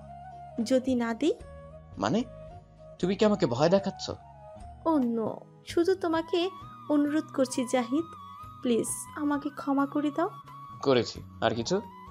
মেঘা জাহিদের কাছে এসে দাঁড়ালো। দাড়িতে তোমাকে দারুণ দেখাচ্ছে, তুমি তো আরো। জাহিদ মুখ ঘুরিয়ে বাইলে তাকালো। মেঘা থেমে গেল। মেঘা বলল, আমরা কি আবার এক হতে পারি না জাহিদ? বলেই জাহিদের হাত ছুতে যাবার আগেই জাহিদ ছটকা মেরে হাত ছাড়িয়ে সেখান থেকে চলে এলো। হোটেলে ফিরেও শান্তিতে ঘুমাতেও পারলো না জাহিদ। এক অস্থিরতা ওকে ঘুমোতে দিচ্ছে না। মেঘা তার জীবনের ব্যর্থতার কষ্ট জাহিদকে দিয়ে ভুলতে যাচ্ছে। জাহিদ ভয় পাচ্ছে বাবার কানে গেলে তিনি নতুন করে আঘাত পাবেন। তার যা শারীরিক অবস্থা, এসব চাপ সহ্য করার মতো মানসিক অবস্থা তার নেই। তিনি এটা শুনে যদি মারাত্মক অসুস্থ হয়ে যান বা আরও ক্ষতিকর কিছু ঘটে তাহলে জাহিদ নিজেকে কখনো ক্ষমা করতে পারবে না। তাছাড়া জাহিদ কুমকুমের মনে আর কোনো কষ্ট দিতে চায় না। জাহিদ ভেবে পাচ্ছে না কি করবে। সে রাতেই ছিল জাহিদের ফ্লাইট। জাহিদ সেই রাতেই ঢাকা ছাড়লো মেঘাকে কোনো কিছু না জানিয়েই। তার আগে বাবাকে পুরো বিষয়টা অন্যভাবে ধীরে ধীরে সহনশীলভাবে জানাতে হবে, তা না হলে মেঘার উল্টাপাল্টা আচমকা খবরে তার হার্ট অ্যাটাক হতে পারে। কুমকুম রান্নাঘরে কিছু একটা করছিল, হঠাৎ পেছন থেকে জাহিদ এসে জড়িয়ে ধরলো কুমকুমকে। আসসালামু আলাইকুম জান। কুমকুম প্রথমে চমকে গেল, তারপর হেসে সালামের জবাব দিয়ে বলল, কখন এলেন? টের পাইনি তো। টের পাননি কারণ আপনি নিজ ভাবনায় মশগুল ছিলেন। তা আপনার ভাবনায় কি এই অধম ছিল? কুমকুম হেসে বলল, আমার ভাবনায় আপনি সবসময় আছেন। চলুন ঘরে চলুন। জাহিদ চট করে কুমকুমের গালে চুমু খেয়ে বলল, চলো। জাহিদ কুমকুমের উরুর উপর মাথা রেখে শুয়েছিল, কিন্তু ওকে অন্য মানুষকে দেখে কুমকুম বলল, আপনি কি কিছু নিয়ে চিন্তিত? জাহিদ দীর্ঘশ্বাস ফেলে বলল, একটা গুনাহ মানুষকে কত ভোগান্তিতেই না ফেলে। কি হয়েছে ঠিক করে বলুন তো। জাহিদ কিছুক্ষণ ভেবে ধীরে ধীরে মেঘার প্রতিটি কথা কুমকুমকে খুলে বলল। কুমকুম নীরবে তা শুনল, তারপর বলল, এখন তাহলে কি করবেন? লস হয়ে হোক, তাকে দিয়ে মামলা চালানোর প্রশ্নই ওঠে না। কুমকুম কোনো কথা বলল না, ছোট্ট একটা দীর্ঘশ্বাস ফেলল। তার দুদিন পরেই জাহিদ নাস্তা খেয়ে বাইরে চলে যাওয়ার পরই কুমকুম প্রতিদিনের মতো মাদ্রাসায় চলে আসেন। তখন মাদ্রাসার এক শিক্ষিকা এসে জানায় এক মহিলা কুমকুমের সাথে দেখা করতে চায়। কুমকুম ভেবেছে ভর্তি সংক্রান্ত কিছু হবে। সে মহিলাটিকে ভেতরে ডেকে পাঠায়। মহিলাটি এসে কুমকুমের দিকে দীর্ঘক্ষণ তাকিয়ে থাকে। কুমকুম তাকে সাদরে অভ্যর্থনা জানায়। মহিলাটি নিজের পরিচয় দিয়ে বলে, আমি জাহিদের বন্ধু মেঘা। কুমকুম মনে মনে চমকে উঠল, এই সেই মেঘা, কিন্তু মুখে কিছু বলল না। মেঘা বলে চলল, আমার একটা ভুলের কারণে ওর সাথে আমার বিচ্ছেদ ঘটে গেছে। আমি নিজের ভুল বুঝতে পেরেছি, আমি ওকে এখনো ভালোবাসি। আমি ওর সাথে কথা বলে নিজের অবস্থাটা ব্যক্ত করতে চাই যে ওর অবর্তমানে আমার দিন কতটা খারাপ কেটেছে। কুমকুম কিছুক্ষণ নীরব রইল। দেখুন, আপনি ধার্মিক মানুষ, শুনেছি আপনার মনটা অনেক বড়। কেউ ভুল বুঝে ক্ষমা চাইলে তাকে ক্ষমা করা উচিত, তাকে না বলুন। দেখুন, এখানে আমার তো কিছু করার নেই। অবশ্যই আছে। জাহিদ একটা বিপদে পড়তে যাচ্ছে, ওর ফ্যাক্টরি ডুবলেও ডুববে। সেটা কি আপনি চান? আপনি কি চাচ্ছেন? আমি চাই আপনি আমাকে আপনার পরিবারের অংশ করে নিন। জাহিদের ফ্যাক্টরিতে আঁচও আসতে দেব না। এটা কি এক ধরনের ব্ল্যাকমেলিং হয়ে গেল না? হলো। জাহিদকে হারিয়ে আমিও অনেক ভুগেছি। আজ আমি যখন ভুল বুঝে নিঃশর্ত ক্ষমা চাইছি, সে কেন আমাকে আপন করে নেবে না বলুন? এটা তো জাহিদই ভালো বলতে পারবে। জাহিদ আমাকে ভালোবাসে, এটা প্রমাণিত। আমি ওকে ছেড়ে গেছি বলে বাধ্য হয়ে আপনার সাথে সংসার করছে, কিন্তু ভালো আমাকেই বাসে। এটা ওর জেদ যে ও আমাকে কষ্ট দিচ্ছে। কুমকুম কিছুক্ষণ নীরব থেকে দীর্ঘশ্বাস ফেলে বলল, বোন, আপনি ভাববেন না, আপনার কথা আমি ওর সাথে আলাপ করব। তবে এই ব্যাপারে আমি কোনো কথা বলা ঠিক হবে না। আপনি কোথায় উঠেছেন? আমি হিলটনে উঠেছি। আপনি কাইন্ডলি জাহিদকে আমার সাথে অন্তত কথা বলতে রাজি করান। আমি নিশ্চিত ও আমার সব কথা শুনলে আমাকে ক্ষমা না করে পারবে না। কোনো স্ত্রীর কি উচিত তার স্বামীকে পরনারীর সাথে আলাপে বাধ্য করা? উচিত না, কিন্তু আপনি তো অন্যরকম। তা এখানে এসেই জানলাম। আপনি একজন মেয়ে হয়েও আমার অন্তরটা বোঝার চেষ্টা করুন। কুমকুম চুপ হয়ে গেল। রাতে কুমকুমকে নীরব দেখে জাহিদ বিভিন্নভাবে ওকে হাসানোর চেষ্টা করলো। ঘাড়ে সুড়সুড়ি দিল, তারপর কানের লতিতে আলতো করে কামড় দিয়ে বলল, আমার জানটা আজকে নীরব কেন? কোনো সাড়া পাচ্ছি না। কুমকুম জাহিদের দিকে তাকিয়ে বলল, আজ মাদ্রাসায় মেঘা এসেছিল। জাহিদ থমকে গেল, ওর হাতের বাঁধন আলগা হয়ে গেল। কুমকুমকে ছেড়ে দিয়ে বলল, কি বলেছে সে তোমাকে? কুমকুম মুখ নিচু করে মেঘার বলা সব কথাই বলল। জাহিদ গম্ভীর হয়ে গেল। কুমকুম ওর কাঁধে হাত রেখে বলল, আপনাকে ক্ষমা করে দিন, সে হয়তো নিজের ভুল বুঝতে পেরেছে। দিলাম। তারপর? সে তো ক্ষমাতেই সন্তুষ্ট না। সে বলেনি সে কি চায়। আপনার সঙ্গী হতে চায়। এটা জেনেও তুমি আমাকে তার সাথে কথা বলতে বলছো? জাহিদ, আপনার ফ্যাক্টরি নিলামে উঠবে। তাছাড়া বাবা এই আঘাত সহ্য করতে পারবেন না। সব দিক দিয়ে এই পরিবারে বিপর্যয় নেমে আসবে। কেবল আপনাকে নিজের করে ধরে রাখতে গিয়ে এত বড় ক্ষতি কিভাবে হতে দিতে পারি আমি? তাই বলে তুমি আমাকে নির্দ্বিধায় তার হাতে তুলে দেবে? জাহিদ রেগে গেল। কুমকুমের চোখের পানি দেখা গেল। জাহিদ দু হাতে ওর মুখখানি তুলে ধরে বলল, আমাকে তুমি বিশ্বাস করো?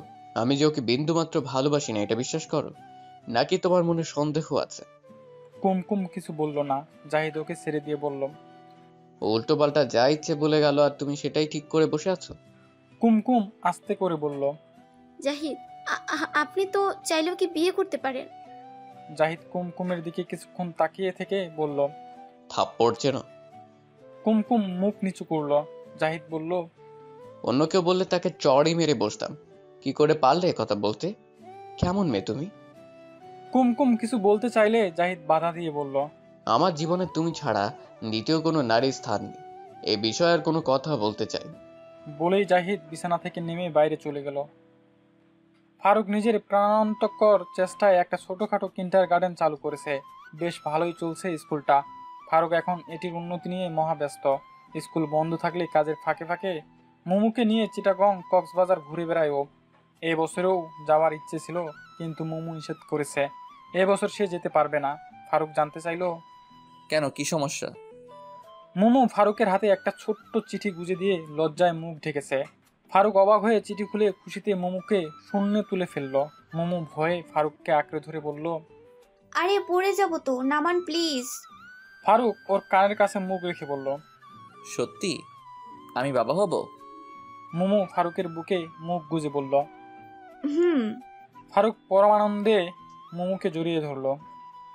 জাহিদ অফিসে বসেই মেঘাকে ফোন দিল। জাহিদের নাম্বার দেখে মেঘা দ্রুত ফোন তুলল। জাহিদ শান্ত স্বরে বলল, তোমার সঙ্গে দেখা করতে যাচ্ছি, একটু আসবে? এখনই আসছি। তুমি কোথায়? তোমার হোটেলের গ্রাউন্ড ফ্লোরে অপেক্ষা করছি। আধা ঘন্টার মধ্যেই মেঘা সুন্দর করে সেজে নিচে এলো। জাহিদ গাড়ির দরজা খুলে দিলে মেঘা তাতে উঠে বসার আগে বলল, আমাকে কেমন দেখাচ্ছে? খুব ভালো। মেঘা জাহিদের দিকে তাকিয়ে হাসলো। তারপর গাড়িতে উঠে বসলো।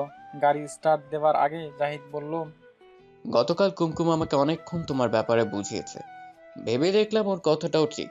তোমার আমার এক সময় গভীর বন্ধুত্ব ছিল, সেটারও তো একটা মূল্য আছে। তাছাড়া তুমি তো আমাকে অনেক ভালোবাসো, তাই না? মেঘা জাহিদের স্টিয়ারিং ধরা হাতের উপর হাত রেখে বলল, বিশ্বাস করো, তোমাকে ছেড়ে আসার পর থেকে একটি দিনের জন্য শান্তি পাইনি। বিয়ে কি করতে পারতাম না, কিন্তু মন থেকেই আসেনি। পরে বুঝলাম তোমাকেই ভালোবাসি বলেই। জাহিদ গাড়ি স্টার্ট দিল।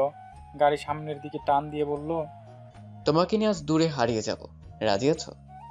মেঘা দু হাত আনন্দে চাপল। ইউনিক লং ড্রাইভে যাবে? ওয়াও জাহিদ, তুমি আমাকে সারপ্রাইজ করলে। আমি জানি তোমার মনে আমার ভালোবাসা মুছে যেতে পারে না। কুমকুম এসে সেটাকে আড়াল করেছে মাত্র। কুমকুমের নাম শুনে জাহিদের চোয়াল শক্ত হয়ে গেল। জাহিদ অ্যাক্সিলারেটরের উপর চাপ বাড়ালো। স্পিডোমিটারের কাঁটা কাঁপতে কাঁপতে 20, 30, 40, 50, 60 করে 70 ছাড়াতে দেখে মেঘা ঘাবড়ে গেল। জাহিদ কি করছো? স্পিড কমাও। জাহিদ শান্ত স্বরে বলল, ঘাবড়িও না, মরলে আজ দুজনে একসাথেই মরবো, কারণ তুমি আমাকে এমনিতেও বাঁচতে দেবে না। মেঘা আটকে উঠল। এসব কি বলছো তুমি? পাগল হলে? স্পিড কমাও প্লিজ। স্পিড কমানো যাবে না, আর গাড়িতে ব্রেক নেই। চলো প্রিয়তমা, দুজনে এবার একসাথে মরি। জাহিদ এসব কি বলছো? কেন, তুমি তো আমাকে অনেক ভালোবাসো, তাই না? মেঘা ছটফট করে উঠল। চিৎকার দিয়ে স্টিয়ারিং ধরতে চাইল। জাহিদ গোয়ারের মতো স্পিড বাড়িয়েই চলছে, 75, 80। মেঘা পাগলের মতো চিৎকার করে উঠল, জাহিদ থামাও থামাও থামাও বলছি, প্লিজ। দোহাই লাগে জাহিদ, মরতে হয় তুমি মরো, আমি কেন তোমার সাথে মরতে যাবো? থামাও প্লিজ, থামাও জাহিদ, আল্লাহর কসম লাগে। তীব্র স্বরে স্কিড করে গাড়িটা রাস্তার এক পাশে থামলো। মেঘা প্রচন্ড ঝাঁকিতে সামনে ঝুঁকে গাড়ির ড্যাশবোর্ডের সাথে মৃদু ধাক্কা খেলো। ওর কপালটা সামান্য ঠুকে গেল। গাড়ি থামার সাথে সাথে হাঁপাতে হাঁপাতে ও দ্রুত গাড়ি থেকে নেমে গিয়ে বলল, তোমার মতো গোয়ারের সাথে আর এক মুহূর্ত না, জাহান্নামে যাও তুমি, স্কাউন্ডেল। বলেই মেঘা হাঁটা ধরলো। জাহিদ কপালের ঘাম মুছে স্টিয়ারিং এর উপর দু হাত রেখে তাতে মাথাটা ঠেকিয়ে মহান আল্লাহর দরবারে ক্ষমা চাইলো, শুকর জানালো। প্রায় আধা বিধ্বস্ত অবস্থায় জাহিদ বাসায় ফিরল। কুমকুম উদ্বিগ্ন হয়ে ওর জন্যই অপেক্ষা করছিল। জাহিদ ঘরে ঢুকতেই কুমকুম ছুটে গিয়ে ওকে ধরলো। আমার উপর রাগ করে কাল থেকে একটা কথাও বলেননি, সকালেও নাস্তা না খেয়ে চলে গেলেন। আমি যদি অন্যায় করে থাকি শাস্তি দিন, কিন্তু এভাবে নিজেকে কষ্ট দিচ্ছেন কেন? জাহিদ ওর দিকে কিছুক্ষণ তাকিয়ে থেকে বলল, নিজেকে শাস্তি দিতেই গিয়েছিলাম, তোমার জন্য পারলাম না। এসব কি বলছেন আপনি? আচ্ছা, আমার ভুল হয়েছে, আমাকে ক্ষমা করুন প্লিজ। কুমকুম জাহিদকে শক্ত করে জড়িয়ে ধরে কেঁদে ফেললো। জাহিদ আর নিজেকে ধরে রাখতে পারলো না।